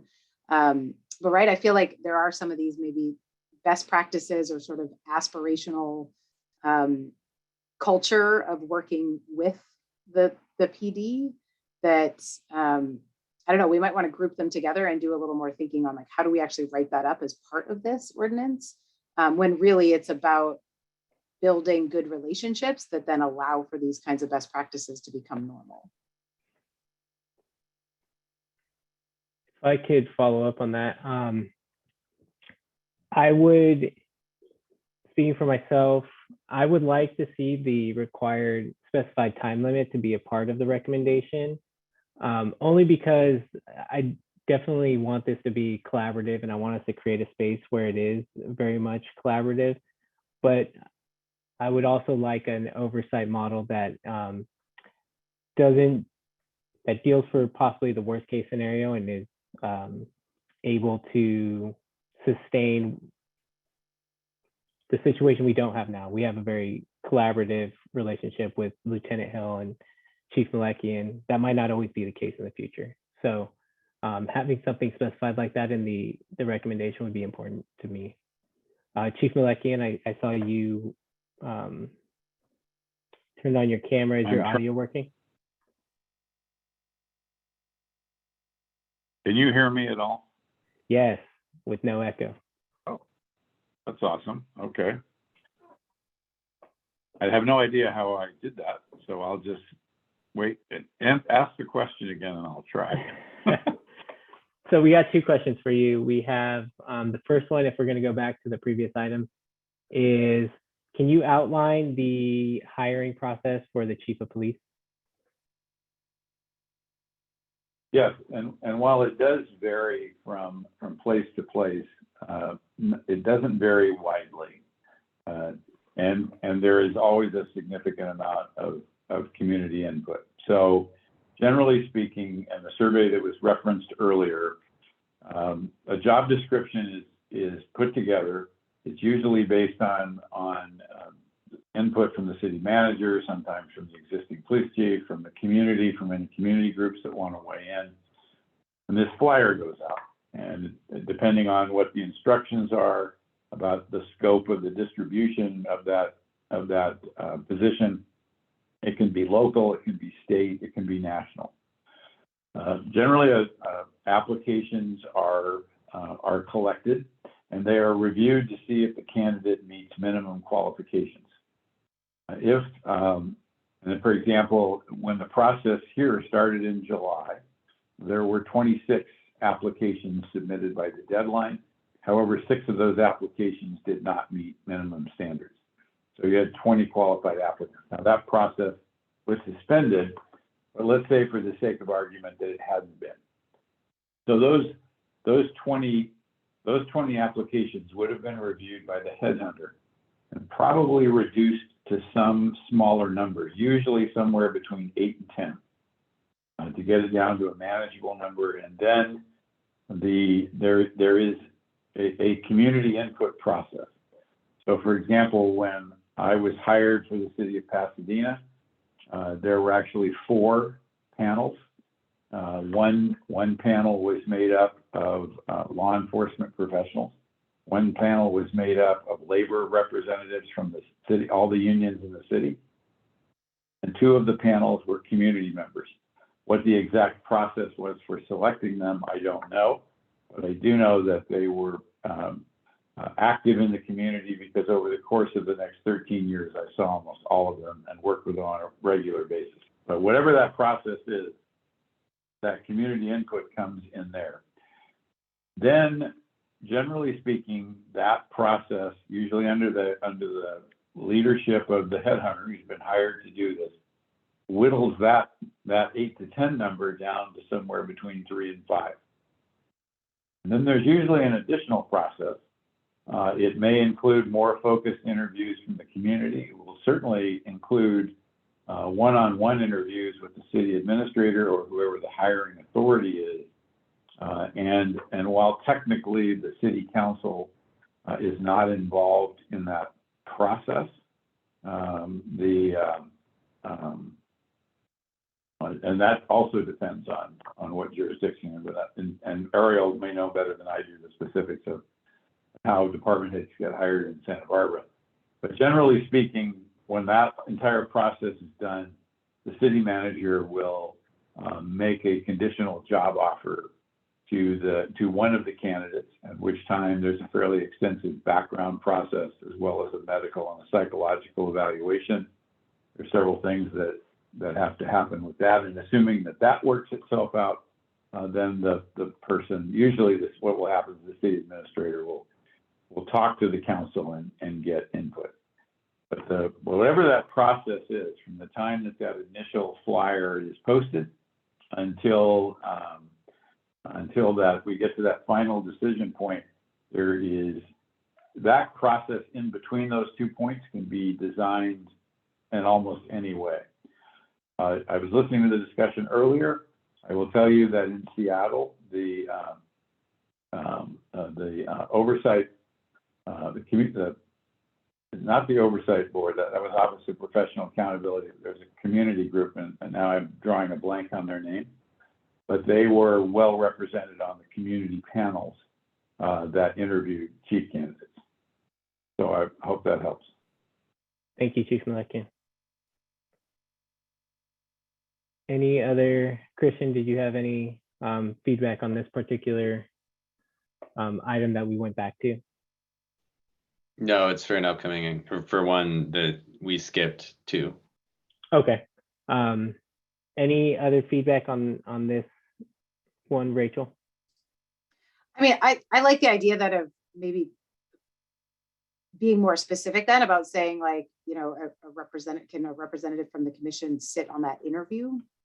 Like, right, like specify which part of the process.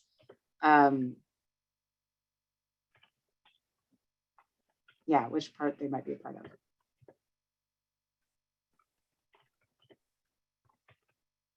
Okay. If I might suggest, and I think it's been brought up before, that you word it in a way that talks about the commission having a role in the process without specifying we'll sit on an interview or we'll do this, because you may find that you get an unintended consequences, that you get limited participation.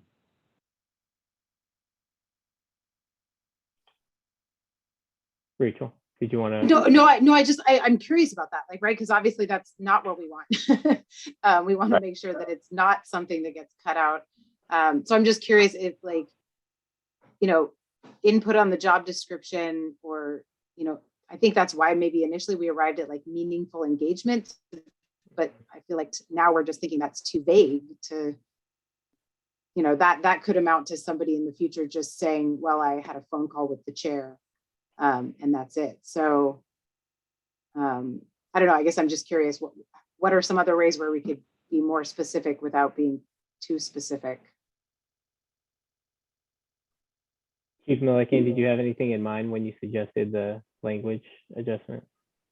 Well, I think the challenge is always going to be what is the process, because again, I'll look to Ariel to clarify Santa Barbara specifically, but in most jurisdictions, the hiring authority is the city administrator.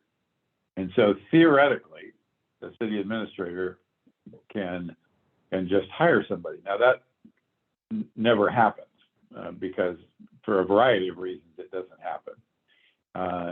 And generally speaking, just speaking a little bit offline, is that nobody who's competing for a chief's job wants to get a job under those circumstances, because you want to come into that position with broad community support and broad support from the elected council, or you know that you're going to be in trouble right from the beginning. So I'm taking a long way to say that every time that there's a process between that point where the applications are submitted and that final decision point, the community, and actually as I'm talking, maybe what you talk about is that the commission should have a role in the design of the process and participate. And because that process can be designed in any way the community wants every time that there's a chief selection. Thank you, Chief. And I'm testing some. Good. Was I muted right then? Yeah, you were. Good. So, Jordan? I just want to say thank you for this clarification, because I've, with our former city administrator, there was conversations where that person was saying that they had the sole responsibility to hire the next police chief. And so I think it's really important, especially as we look to our next city administrator on who we hire, that is a little bit more clear when communicating to the public. That's all. Thank you for that clarification. And if I might interject, just to fill Chief Malakian in, I explained to the commission that the city administrator in Santa Barbara has neither the power to hire or fire a department head independently. Both of those actions need to be approved by the city council. Thank you. How do we feel about highlighting, I'm going to highlight it for now, just to demonstrate. Highlighting these 2 points, providing input on job description, application process, and selection process, and also a representative of the review board sits on an interview panel. Do you feel okay about that? Okay. Now going to the SBPD required to respond to recommendations within a specified time limit. Chief Milliken, I see your mic is on. I don't have any, I wouldn't have any issues with that, and most people wouldn't. That time frame, you know, as a practical matter, once the commission was seated, that time frame should, and it may vary from instance to instance, but should probably be clarified.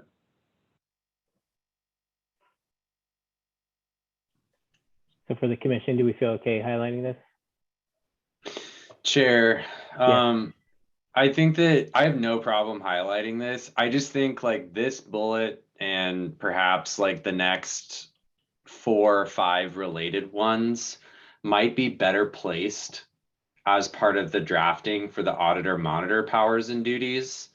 Other ordinances in cities similar to our own, like Berkeley, they outline similar in size, not similar in other ways, but Berkeley outlines as part of the Director of Police Accountability powers and duties, access to records of city departments, compelling testimony and attendance.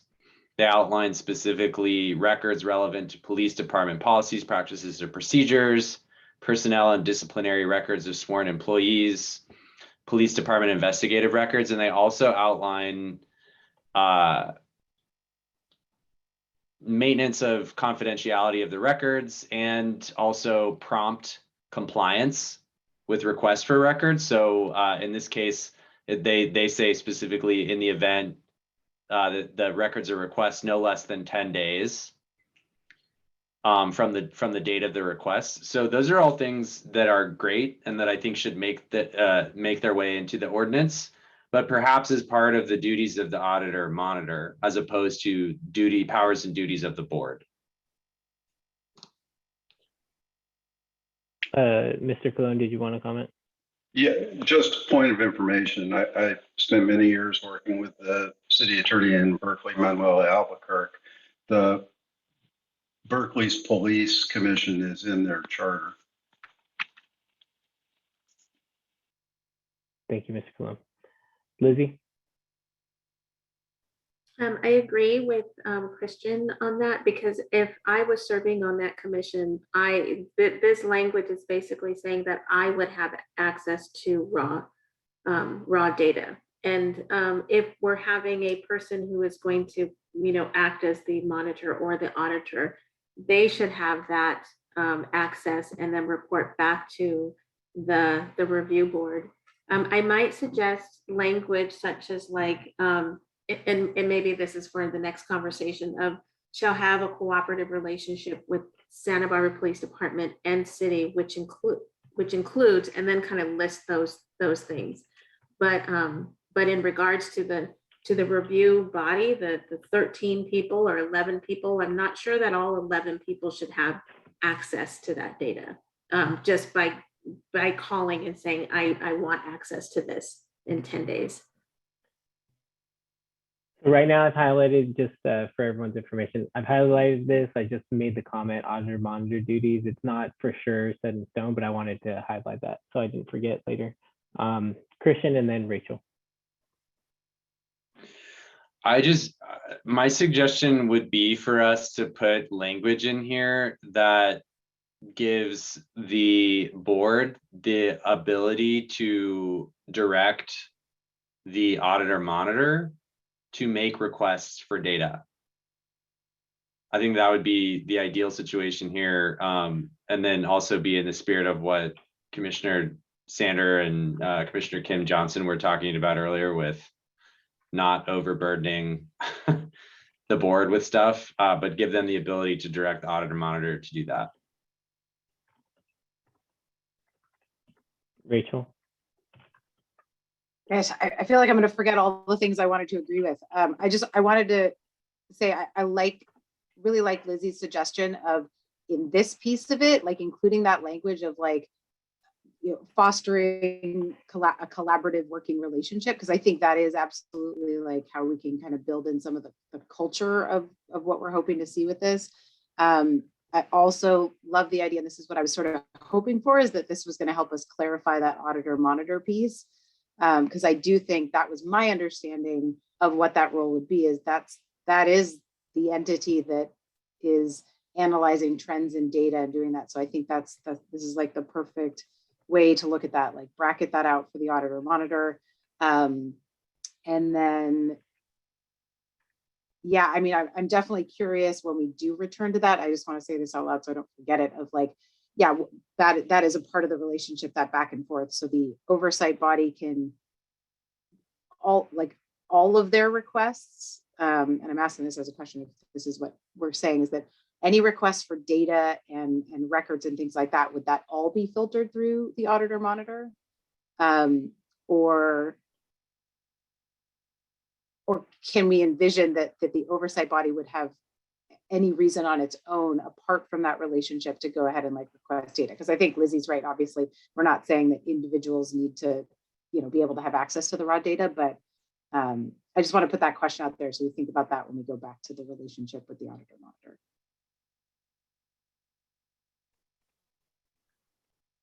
All really good points. And did I capture your thought correctly, Rachel? Fostering a collaborative and cooperative relationship with SBPD. Is there more to that thought that you wanted me to add? I think there was more to Lizzie's thought, but I don't Lizzie? remember exactly. Lizzie, I don't know if that was about it. And city departments. Yes.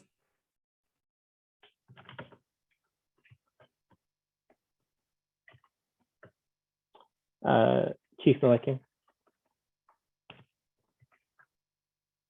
All right, let's try again here. All right. Thank you.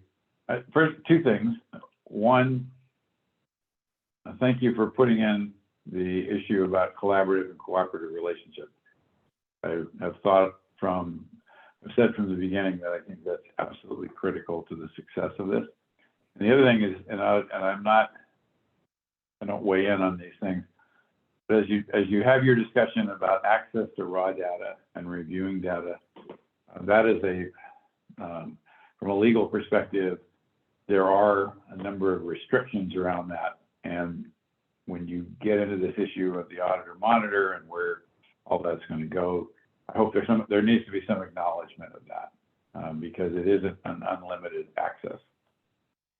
And for the full commission, and the hope is that when we develop obviously we have the city attorney here and we have the assistant city attorney Doimus here to guide us through our conversations. But the hope too is that as we develop our draft recommendation, the city attorney is going to get an opportunity to look it over to identify some of those issues. So we'll have an opportunity to amend it before our final recommendation as well. Christian? Yeah, and I would just like to add, like, going back to the Berkeley example, like the way that they wrote it was like notwithstanding, and then they listed existing statutes, charter, that kind of stuff. So that would be the kind of language I would be looking to recommend as well, as part of the drafting committee, is like notwithstanding existing legal considerations, the board would be able to request this kind of data from the Auditor Monitor.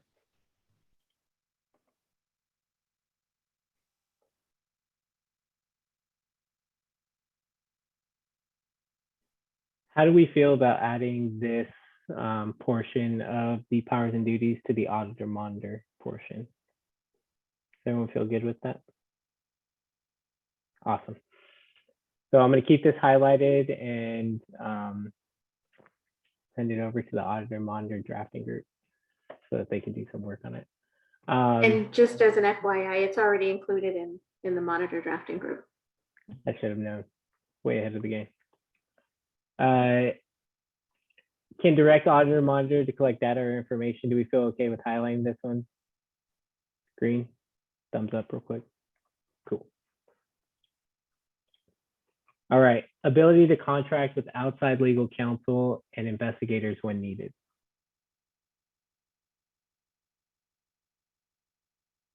Lizzie? I think that's similar to what was discussed above. I think that would be something that the review board would direct the auditor monitor to do. So if I add the language, ability to direct, I'm just put A/M for now, to contract with outside legal counsel and investigators when needed. Does that look good to everyone? Mm-hmm. Perfect. I'm just curious if that, I mean, I don't know. To me, there, the language direct doesn't seem to be actually what it would end up being. I guess I can imagine it'd be more the other way around, where like the auditor monitor might be the one to uncover something that it's then the oversight body that, right? Like, I don't know, like sort of just agrees or coordinates with them to hire that. Although, I mean, I guess there could be, it could be both ways, right? Where like, I just wouldn't want it to make it like unidirectional, where like, I think the auditor monitor might uncover things that would warrant external investigation. And the review board also might, right? So what about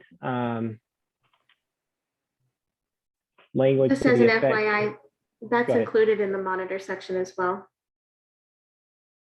Okay. And what does the language look like for that? Is it that the auditor monitor can suggest or go to the review board for approval? Because what I was going to suggest is maybe a text edit where it's ability to approve for the auditor monitor to go out and find independent counsel and investigators when needed, or direct. The ability to approve or direct. So it has to come to the review board at some point. To avoid conflict of interest, the monitor and review board shall have access to outside counsel as needed. In circumstances where conflict does not exist, the civilian oversight entity will utilize the services of the city attorney as their designee. So the only concern that I have is it's ambiguous as to who's making the decision to get legal counsel and or a independent investigator.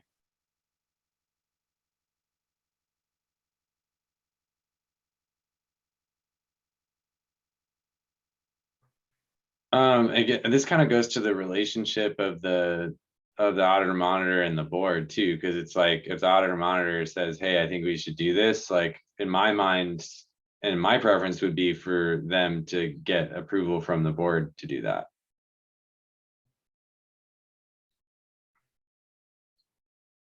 Serafina?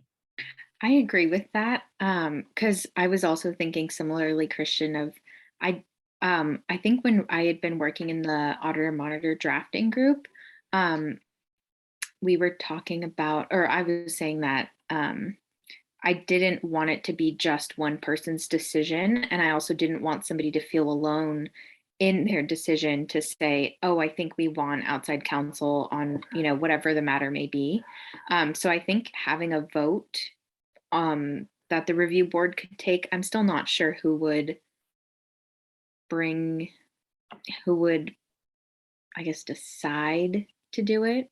I guess from what Rachel said, it might just be the auditor monitor who decides, asks for a vote from the review board, and then the review board can decide, do we think this matter needs outside counsel, or do you think it's okay if we utilize the city attorneys?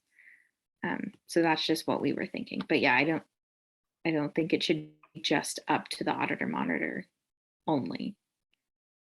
Yeah, and so maybe we keep this here as the power, but delineated this way, right? Which is the ability to direct, and then the auditor monitor has the power to like go out and actually perform the function.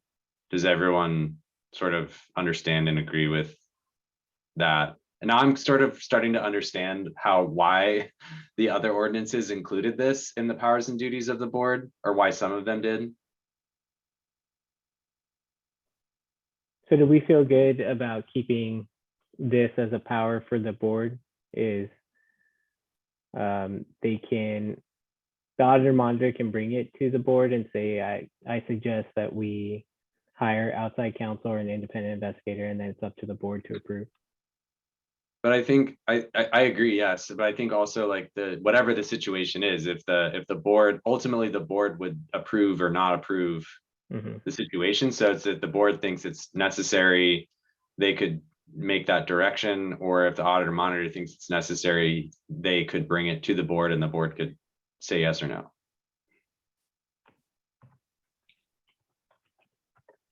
So if I say can, just for the purposes of helping out the drafting group, can be initiated by the board or auditor monitor, but must be approved by the review board. Is that okay for everyone? That works. There we go. Spell check. Okay, so I will finish writing this out. We are at 2 hours into the meeting right now, so it's 7:30. This is going to be our only meeting for December. Do people feel okay with maybe taking a short break and then coming back and trying to finish out at least trying to get through the powers and duties? Yes.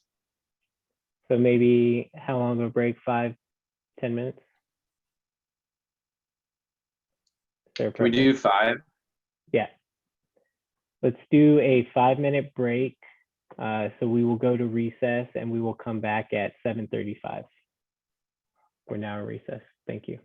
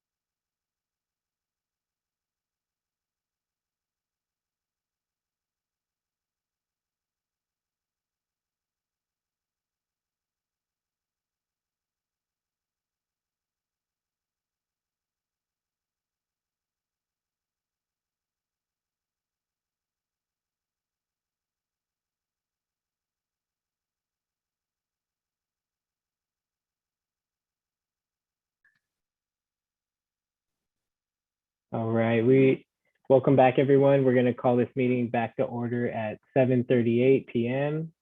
and we will continue working on the powers and duties of the review board. Let me show my screen. Can everyone see that okay? Okay. All right, so the next power and duty is a mechanism to request funds / present annual budget to ensure adequate support to fulfill its mandate. Is there any thoughts about this one? Feedback? If not, I would, oh, wait a second before I put in my 2 cents. Go ahead, Christian. I wonder if this would be another one that we'd want the auditor monitor to do as like the designated staff person for the board.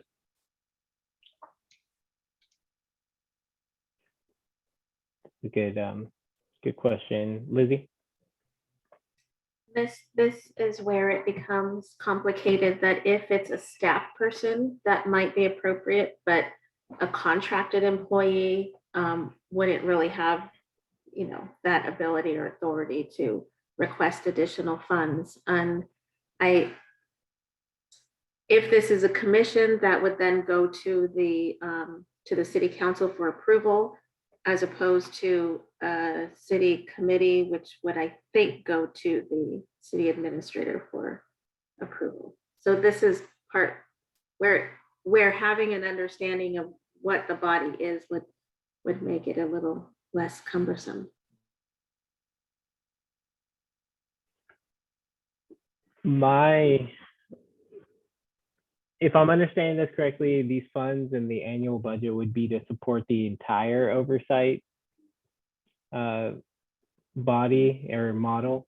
And I have a preference for, in our recommendation, maybe it doesn't live in powers and duties of the review board, but somewhere in our recommendation, we should outline, or in my opinion, is I would like it to be specified a minimum percentage of like the Santa Barbara Police Department budget, whether it's like at least the oversight model will be funded. I've seen it like 2% of whatever the Santa Barbara Police Department budget is going to be. So you put a floor on it so that in tough budget years, they can't just cut the funding to oversight and thus making it ineffective. Again, I know that that wouldn't necessarily happen now, given who we have around, but we got to plan for, we got to make a recommendation that's resilient, in my opinion. So maybe this doesn't live here because, but maybe it does. Maybe it is a budget presentation from the board.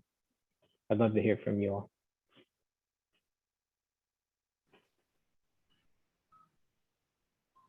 Christian? Again, just pointing to how other ordinances do this. They authorize the board, some of them authorize the board to propose a budget to city council. And then city council like allocates as necessary. So it might be just as simple as saying like the board proposes a budget to the city council annually.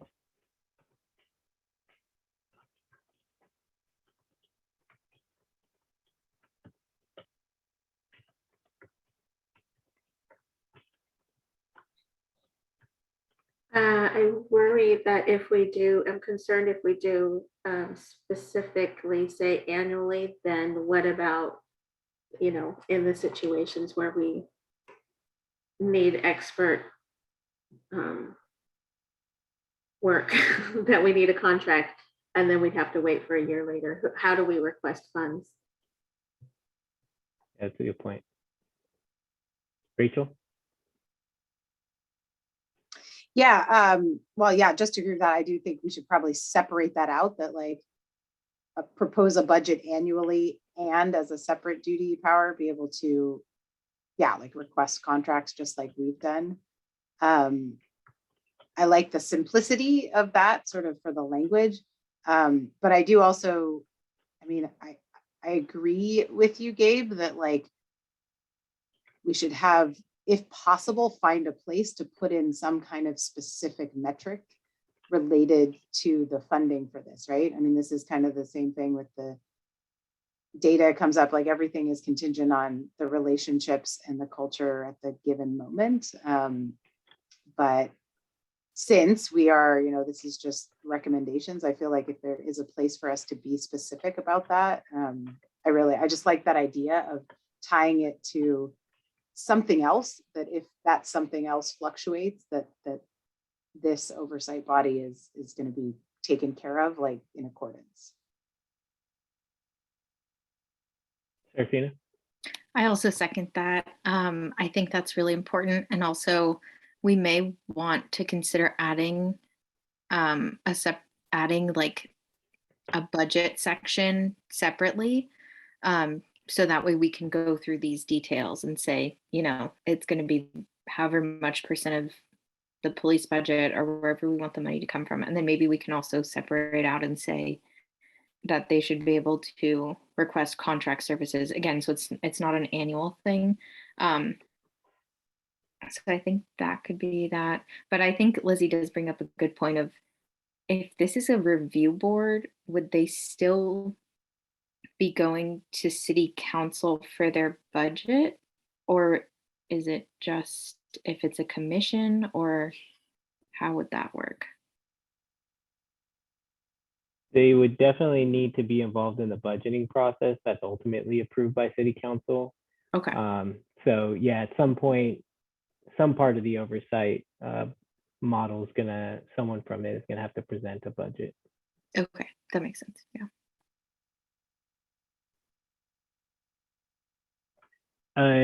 Do we like this language, ability to request contract services through the city administrator's office? This is basically what we did in order to contract with NACOL and CCI. Is we used the city administrator's authority to contract those services. And John, if you can maybe provide a little bit more context, I'm pretty sure that after the budget is approved, the only way to allocate additional funds that were not allocated in the budget is through the city administrator's office. Sure. So, Chair Escobedo, Commission. So the City Council has to approve any budget, whether it be department or, you know, even this kind of creation. They are in charge of the purse and strings of the city. What outside of budgets, you know, there are contracts. The city administrator has the ability to approve a contract under $35,000, and they can do so with that. So a lot of times the departments will look for a contract on something, and if it's none of that, they'll have the city administrator's approval and signature on a contract. If it's over that amount, then they have the contract item has to go to city council for approval. So if we have if we have an issue in terms of needing a resource, and there's two ways to go about it. If it's under 35,000, it can be done that way. It's much quicker because you don't have to sit there and put it on the agenda and go through all that. If it's over that, you still can be approved. It would just need to have council approval for that. So what's the best way to phrase this is if we want to give the review body authority to contract services, if, as Lizzie mentioned, let's say we approve our budget, but then there's a unexpected cost that we need to incur. Is it better to just put the city administrator's office or city council? Yeah, well, you know, if you're asking my opinion, Chair Escobedo, how to phrase it, I would have it where, you know, language where the board can submit a budget for approval, and also follow the city's processes on getting contracts approved, right? Just simple as that. That way, they can either themselves go through you know, the city administrator's office or through city council. And that's where you would probably have at least a dedicated staff person helping through that process. Like in this case, Sam and I helped with the NACOL, for example, and stuff. So So, we have to follow the city process on that. So Okay. that's what I would. Does this look okay to everyone? This portion?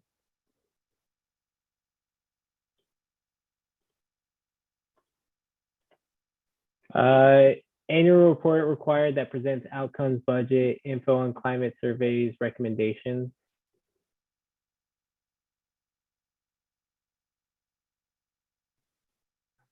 Rachel? That just might be another one where I think we might want to have some shared language with the Auditor Monitor, because I think they're going to have a different kind of annual reporting. Yeah, but I think, right, like the annual report could be something that the two entities work on together. Lizzie?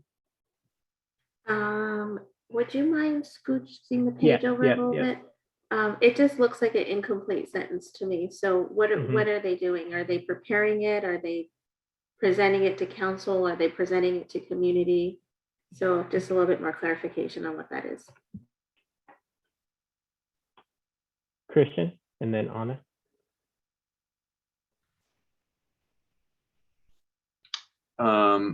Agree on clarification on like who, like some say like the annual report is just to city council, which is a public meeting, right, for the public, so we could outline it that way. But it would be good to say who. And then I want to agree with Commissioner Rachel Johnson's recommendation about the language, the shared language between the Auditor Monitor, but it would probably be like, again, and going back to the relationship between the Auditor Monitor and the board, it would probably be a situation where the Auditor Monitor is doing an annual report to the Civilian Oversight Board, and then the Civilian Oversight Board doing their report, and something along the lines of like including their assessment of the performance of the Auditor Monitor, if we could add that to the public annual report. Thank you. Anna? Yeah, just really quickly, where did we land on the percentage of the budget? And then also definitely agree on having like that annual report back to see, check out like the trends and check out like what was helpful, like how the budget was, if we needed more funding. And in addition, having like those instances where we would need to like contractor request funding throughout the year. We didn't land on a specific budget recommendation. I think we're gonna wait to add that to a different part of the recommendation, not in the review board portion. But I think we're all on, we're all thinking about it as we enter those discussions early next year. Okay, great, thank you. Rachel?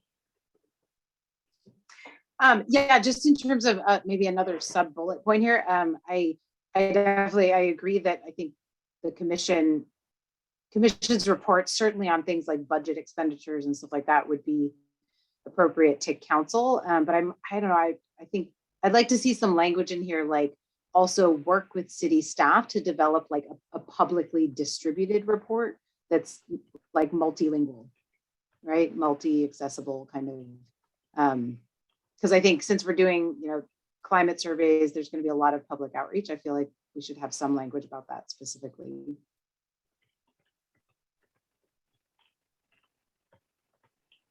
Someone can make a video and put it on city TV, and right, Louisa? Multimedia. Does that look okay? Chair Escobedo, Commission, just if it would help, all budgets, when they get approved, there's, I believe they go to the Finance Committee first, but then they go to the City Council. They're all publicly held. There's a presentation. The reports are made public. That would be the normal process for any budget. If a commission wants to submit a budget or if you're making a recommendation of, here's our model, here's the normal budgets at our costs, and that's what should be, allocated based on the staffing and the type of model we have, whatever the commission has. But anything budget, all the reports and the presentations are always public. Thank you. And what are your thoughts about possibly having the Auditor Monitor present an annual report to the review board? The review board provides feedback. The Auditor Monitor can go and adjust the annual report to account for the feedback. And then once approved, that annual report can go out to City Council, the broader public, so that it's the review board's hopefully taking into consideration the broader public for that annual report.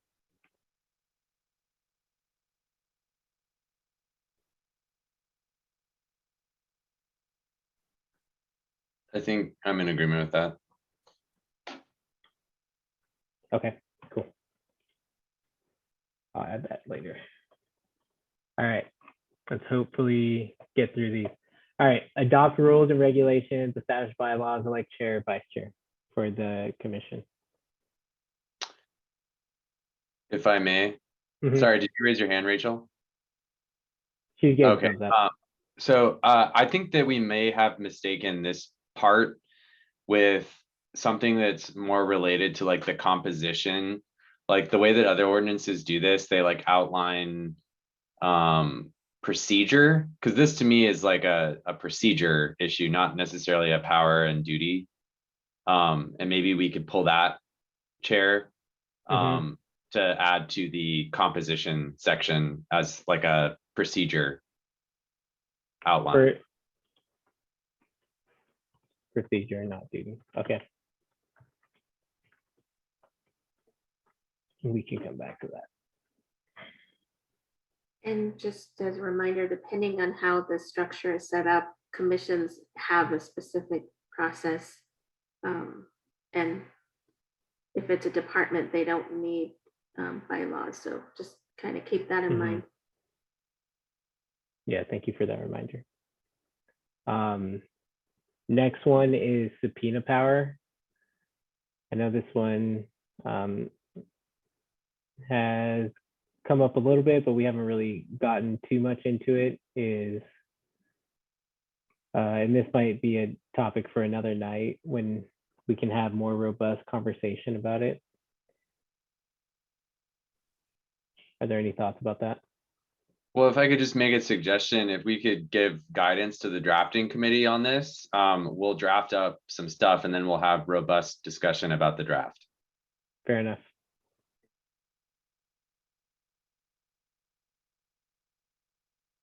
Rachel? Yeah, I mean, I certainly, I mean, I like that idea. Having a little more to respond to is probably better. And at a time when we have just more time and bandwidth. I mean, I definitely like the idea of seeing subpoena power discussed somewhere in here, right? I mean, I think we can decide how specific we need or want to be. But I feel like it's a door I'd rather see open. Sounds great. So we're good with highlighting this. The drafting committee will come back with more specific language.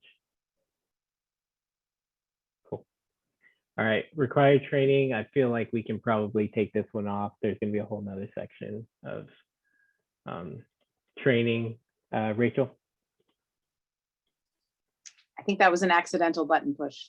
Oh, no worries. Proactive, I don't know what that means. I don't have any context. I think that was my word. I remember adding that. I think it was, this is again, back to sort of language that would create, indicate a certain kind of culture. I think when we were talking about that, it was like not just responding to complaints but being able to be proactive in terms of working with the Auditor Monitor to do specific kinds of look at data trends or seek out their own training and education, things like that. But again, I don't know if that's part of the Well, I guess it is actually a part of the power given to them but it's probably built into other sections already, like the ability to budget, the ability to work with departments. And a good point, though. I like it. So we'll leave that one unless there's some objections. Ability to accept complaints directly, anonymous complaints, third-party complaints. Do we feel okay about this one? That's cool.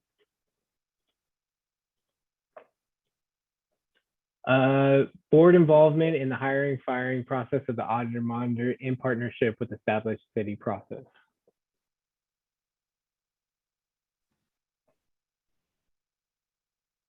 Yeah, and I think like as we're thinking about, because the way that we've done this tonight is to return to item 6 after this discussion. I think that like we did this the right way because in this discussion we've kind of outlined those. So I think in terms of the relationship that this would be an ideal situation. But one thing I do want to ask is like, what is the level of involvement? Because some ordinances outline like they do this with the council, with the city council. So like they'll recruit and make a recommendation, and then the city council will ultimately approve the hiring of the auditor monitor.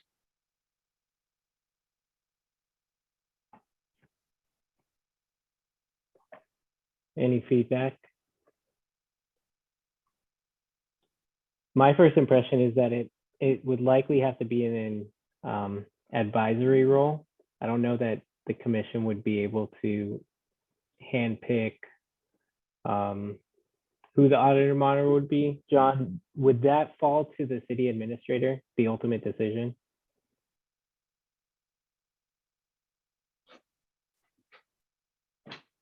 Chair Sabato Commission, you know, it depends, right? If you're doing a contracting of an auditor monitor, like in a contract basis like NACOL, you know, you could have that as being a commission decision. If it's an employee, it's done by the HR process, and then if that employee's housed in the city administrator's office, would, you know, most likely be the city administrator making a decision, or whoever he or she delegated it to, the hiring decision. Thank you. So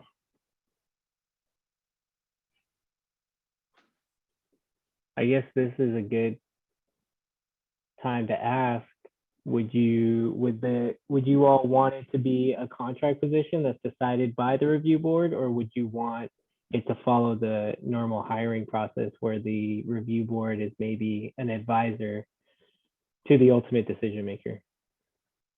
May I add that would help too? I should add one thing too. It's not like the city administrator couldn't have the board or like a chair, whoever the board, be part of that, get input from the board, meet from the board, you know, create a panel like you do for, you know, we do for the police chief, and have board members sit and give input. I mean, the ultimate decision at the end would be obviously this administrator, but you know, the level of participation can be very high from a board. So I just want to, I think my statement made it seem like the board's completely precluded in this hiring process, but it could be significantly, a board can significantly be involved. So just not to discourage or influence the board one way or the other. I just wanted to make that point. Thank you. Sorry for the interruption. No, thank you, John. That's an important clarification. So back to the commission with the question, would you want a contract or an employee? Sorry if you can hear my dog in the background.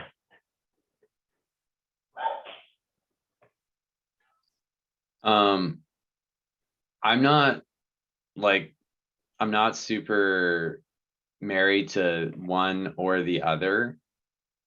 I think when I envision like making an investment in civilian oversight in the community, I like the idea of having an employee better, because we're then recruiting someone to come do the job here in Santa Barbara, versus like contracting out to, you know, a place like it was mentioned earlier that might be somewhere else. So I like the idea of making an investment in the community, by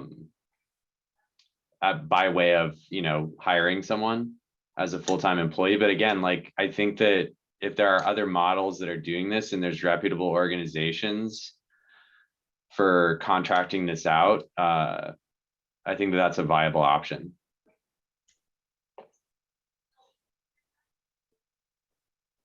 Lizzie?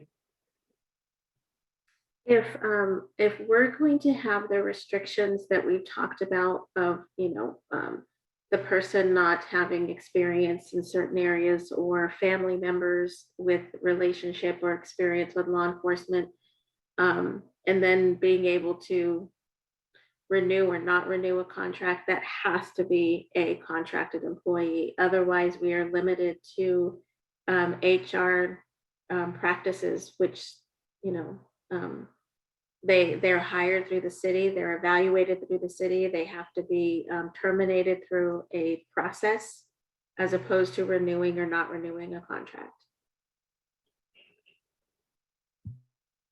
And again, I just want to highlight, we haven't come up with the qualifications for the Auditor Monitor yet. So the restrictions that we had for qualifications for the review board wouldn't necessarily apply to the Auditor Monitor. It was in the brainstorming notes that we had some specific language around that. For Auditor Monitor? Okay, I haven't seen those recently. I'll take a look at those later.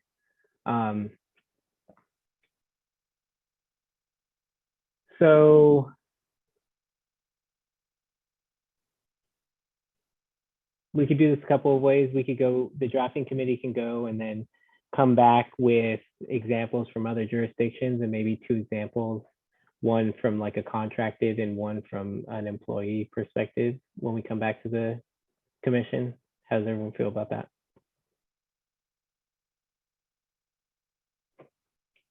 Okay. Involvement in the annual review of Auditor Monitor. Guessing that sounds pretty good to everyone.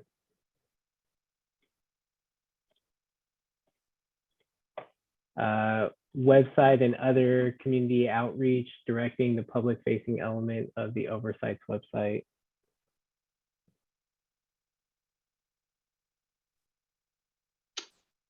I don't know that. Go ahead. Sorry, go ahead. You raised your hand. Lizzie.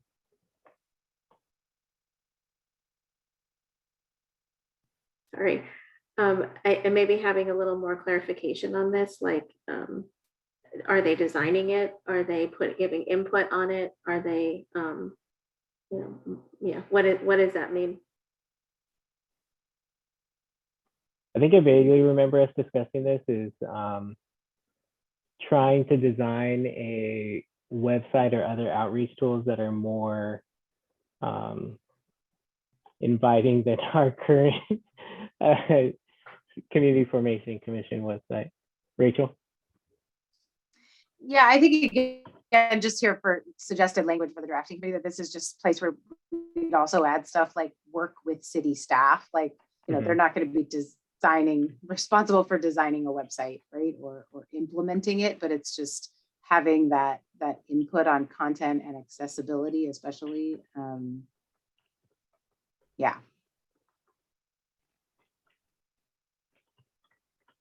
Christian? I love being intentional about the language, but I do wonder if this is duplicative of the very first item on the list here. If we could return to the top, the very tippity top, the very first one,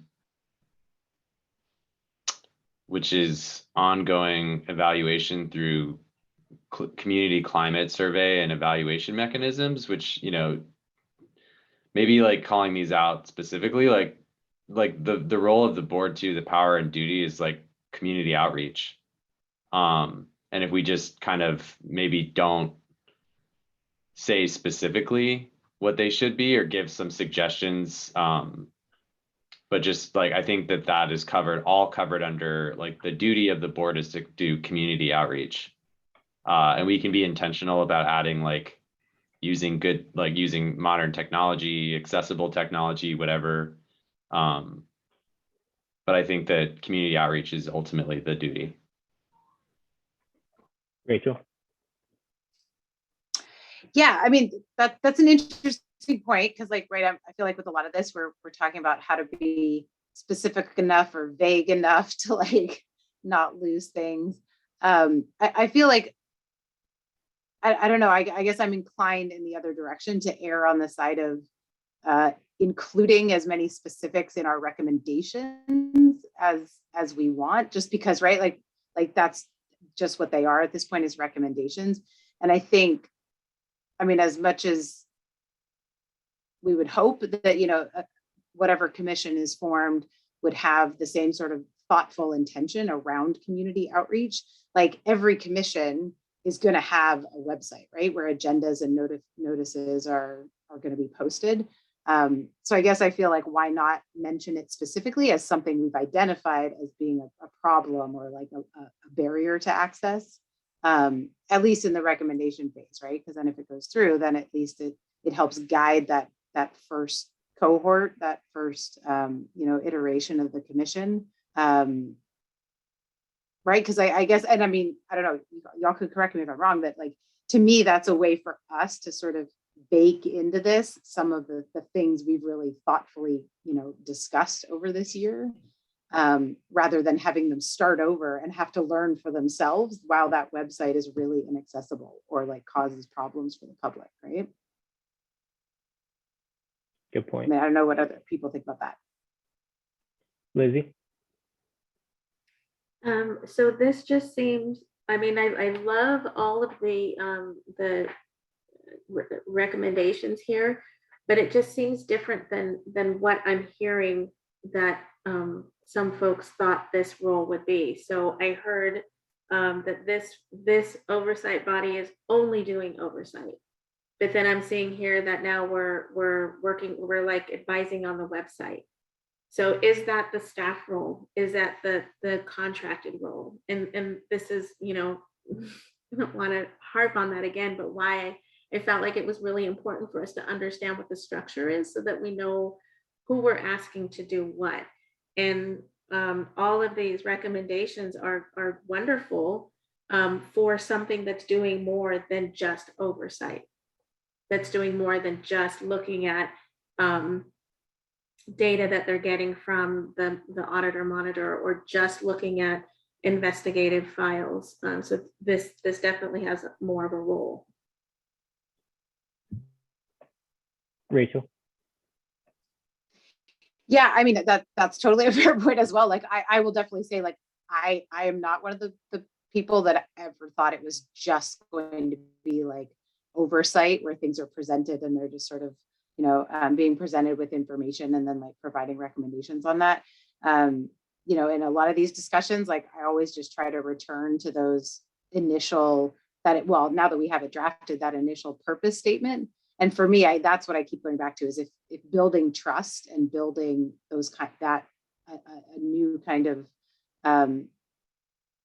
relationship between the public and PD, if that's really the kind of core purpose, then I guess that's where I see all these specifics coming in.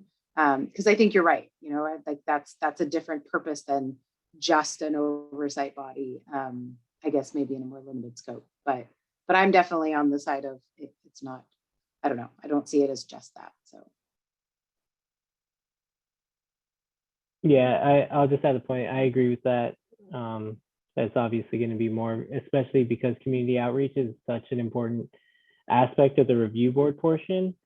Making sure that all of the media that will be disseminating information, making sure that it's as inclusive as possible and as accessible as possible is really important. I'm not so sure that the city has demonstrated has been that proficient in it in the past. And so having feedback from a hopefully diverse oversight board will be really helpful. I know it's been really helpful in this process of the Community Formation Commission. So I err on the side of including it as well, of getting perspective on accessibility for sure.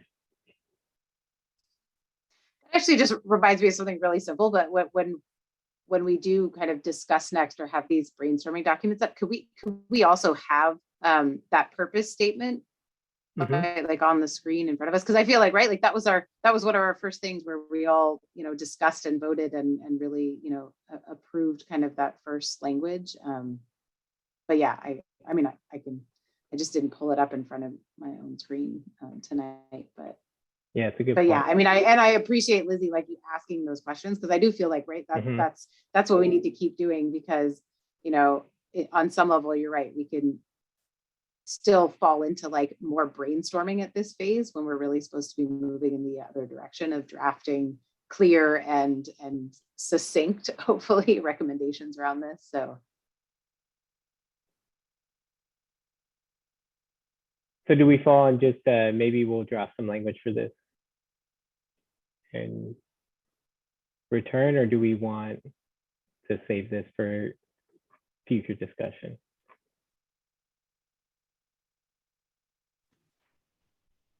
I think let's draft it and then we'll discuss it then. Okay. Yeah. Okay, we only have a few more. Let's get through these and then we will be done for the month of December. And we'll be able to meet next year. So ensure that all communications are accessible to all. Well, I guess I should have read this one before. So this goes to the point that we made previously. So maybe it's drafting up something like this that pertains to the website, all materials going out, and this will cover the previous topic. So it's not specific to any sort of media.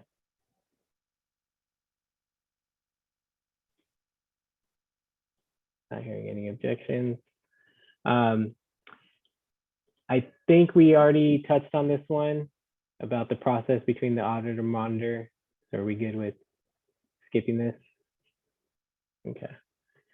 Recommend of discipline for sustained allegations of misconduct.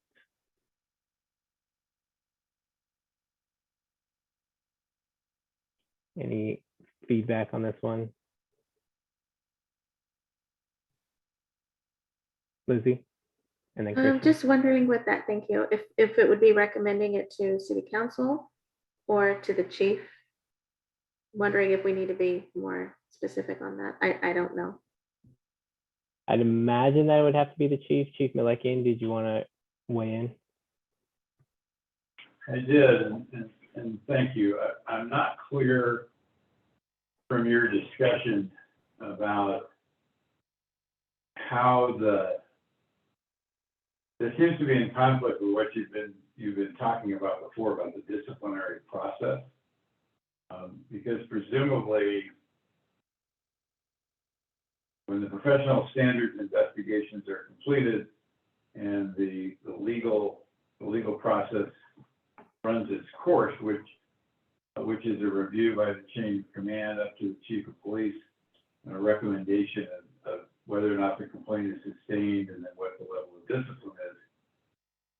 My assumption from listening to your conversations is that particularly if the case was of interest, sufficient public interest, that the chief might report on the facts of the case to the Oversight Commission.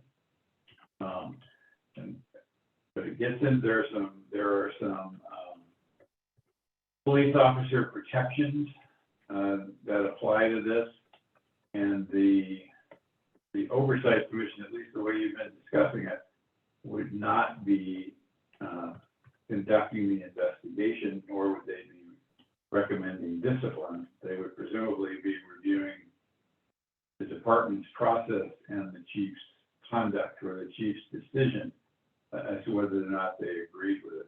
So I'm a little confused about the wording, and I think it could be somewhat problematic. So Chief, let me follow up with a question about what you just mentioned. So you would have no issue with the eventual review body issuing an opinion on the chief's discipline or decision at the end of an internal investigation on allegations of misconduct? It would depend on how you define that. The specificity of what discipline is imposed, especially if we're talking about something less than termination, is protected by law. So, for example, I could not come to an oversight commission and say, well, this was the allegation, and Officer X received a 14-day suspension. Just to pick something, for example. There are ways to talk around that, and I don't have any issue reporting, for example, that discipline occurred, or I mean, it is a far more complicated legal issue than just saying recommending discipline or saying yes, I'm okay with reporting to the board or reporting to the commission. Thank you, Chief. Christian? So you're saying, Chief, you're saying it's a lot, like you're not allowed because of POBAR or some other legal consideration to disclose disciplinary actions? Or is there and a follow-up question to that, is there like a best practices, like standard disciplinary action, like for certain levels of misconduct? So a discussion that such a commission could have. Yes, the individual is protected from certain specific reports. So, for example, if you file, and it's a source of frustration for people, but if you file a complaint, for example, against an officer, you will ultimately get a letter in the mail that says the discipline was sustained and discipline was imposed, but it won't tell you what it was. What you're talking about is sometimes referred to as a bail schedule. And that might be something that and LAPD and some other larger agencies have some fairly complex ones. But it might be something that one of the commission, or if this Auditor Monitor goes through, the Auditor Monitor does the development of such a bail schedule. There are pros and cons to it. And when you do that, then you're not talking about specific individuals. For example, it's very common in most departments to say that if you have an at-fault traffic accident, that the first time that happens, it's a written reprimand. If it happens again within 12 months, it's a suspension of 1 to 3 days. I'm just kind of making things up. But there are these bail schedules. That is the way that it's done. And certainly a commission or an Auditor Monitor could help develop that. Yeah, and then that makes sense to me. You know, to protect the privacy of the sworn personnel involved. But I'm wondering, you know, like Berkeley, for example, their ordinance authorizes the Director of Police Accountability to have access to personnel and disciplinary records of sworn employees. And I'm wondering if the board would not also be able to review those records and make recommendations regarding disciplinary action. So like not to actually make disciplinary decisions, but to make recommendations to council, to the police department on how like procedure. I think, and I don't, you probably have read the Berkeley ordinance more closely than I have, but I think there are some checks and balances with the Berkeley process. I think there's some city attorney certification built into that. I would certainly have some concerns about access to personnel records. If I may jump into Chair Escobedo Commission too, you know, our code, you know, in our municipal code, it's chapter 3.16 talks about the civil service system. So generally you're talking about 95% of the police departments in the civil service system. So there's very few that are not. It's basically essentially the lieutenants, which I can't remember if there's 5 or 6, and then the 2 commanders and the police chief. So of a department around 140, we're talking about 8 that are not, and the remainders are not counting, part-time employees or hourly employees. So we're talking about the vast majority of police officers are part of the civil service system, and in there, the ability to suspend or discharge is given directly to the appointing power. And the appointing power is, in that case, is the police chief or who they designate. Now, there's a significant due process procedure when it comes to discipline. Generally speaking, you have a very high level supervisor, being lieutenant or commander, and the chief can speak to this. I know he's done a good job updating our process, but they're the ones that initiate usually the initial level of discipline after reviewing the case in consultation with human resources and the city attorney's office, and especially because when you review discipline, you want it to be equal. You don't want to have disparate impact or disparate treatment claims. And what that means is that you are treating, giving unequal punishment based on membership on a protected class or et cetera. Then the chief is what's called the Skelly hearing officer. So after the suspension, an officer can go to the chief. They can bring a lawyer, but it's not a trial. They don't not allowed to bring witnesses or cross-examine anyone, and they essentially plead their case with mitigating circumstances, whatever they may be. Then the chief will make the final decision, and from there, they go to the civil service. The civil service will decide then if and let's say the chief sustained it, they would go. If it lowered it, but it still amounts to a suspension, a demotion, or termination, the officer can still go to civil service commission because it's continued part of their due process rights, because there's a property deprivation being involved, and a property deprivation is loss of money. Think of it that way. So a demotion is a loss of money, a suspension is, and a termination.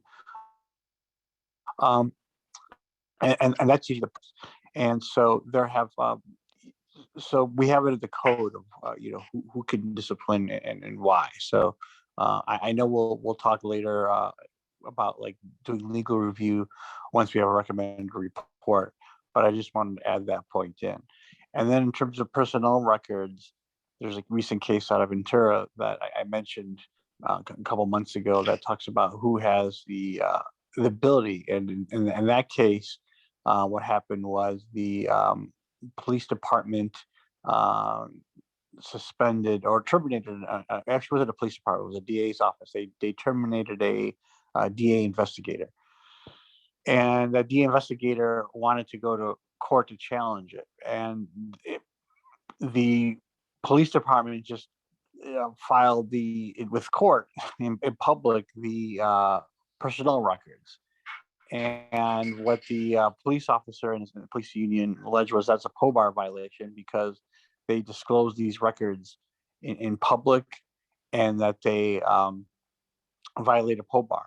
And the court ruled, yes, you did. You didn't have a right to do that at that time and without the permission of the employee, and you violated POBAR by disclosing, because court documents are public records, so any member of the public could see that.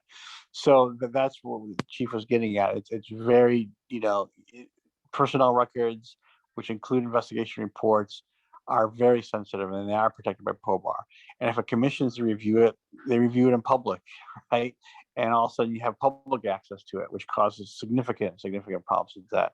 So that's something, when we fine tune things, we want to further help the board in terms of what's permissible and what's not. But I just at least wanted to give this background on this issue. Thank you. Thank you, John. And so we are approaching 3 hours of this meeting. So I'm going to make a suggestion.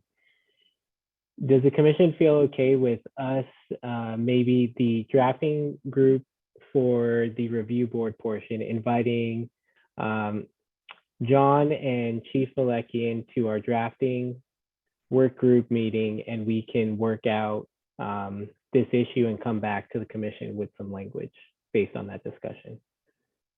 Feel good. All right. Sorry, John and Chief Malekian, because I knew it for more work.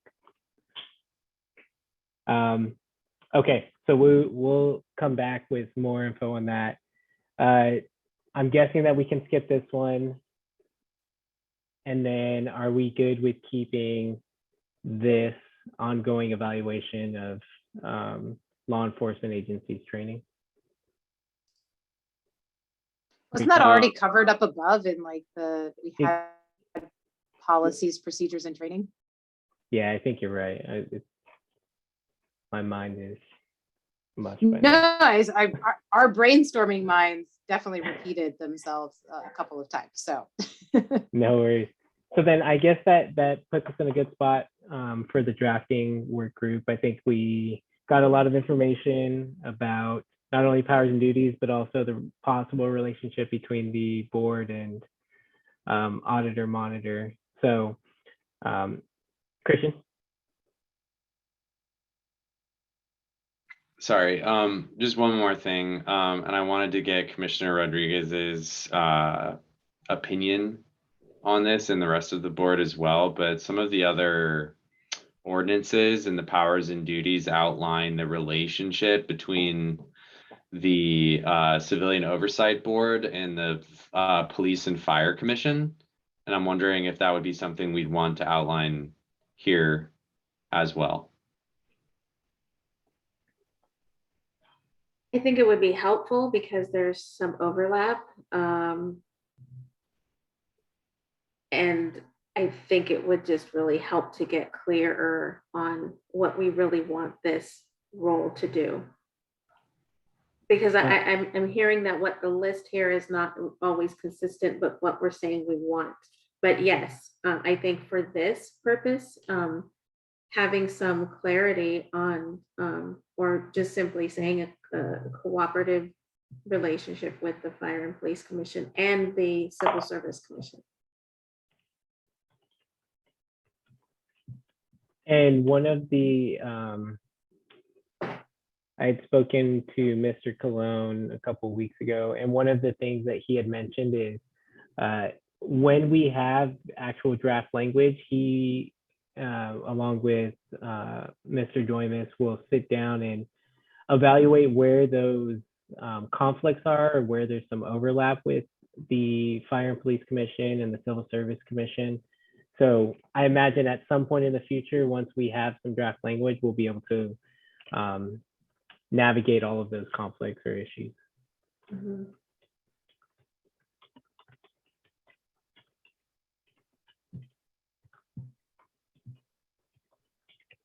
And Chair, would you mind sharing this document when we're finished with the drafting subcommittee?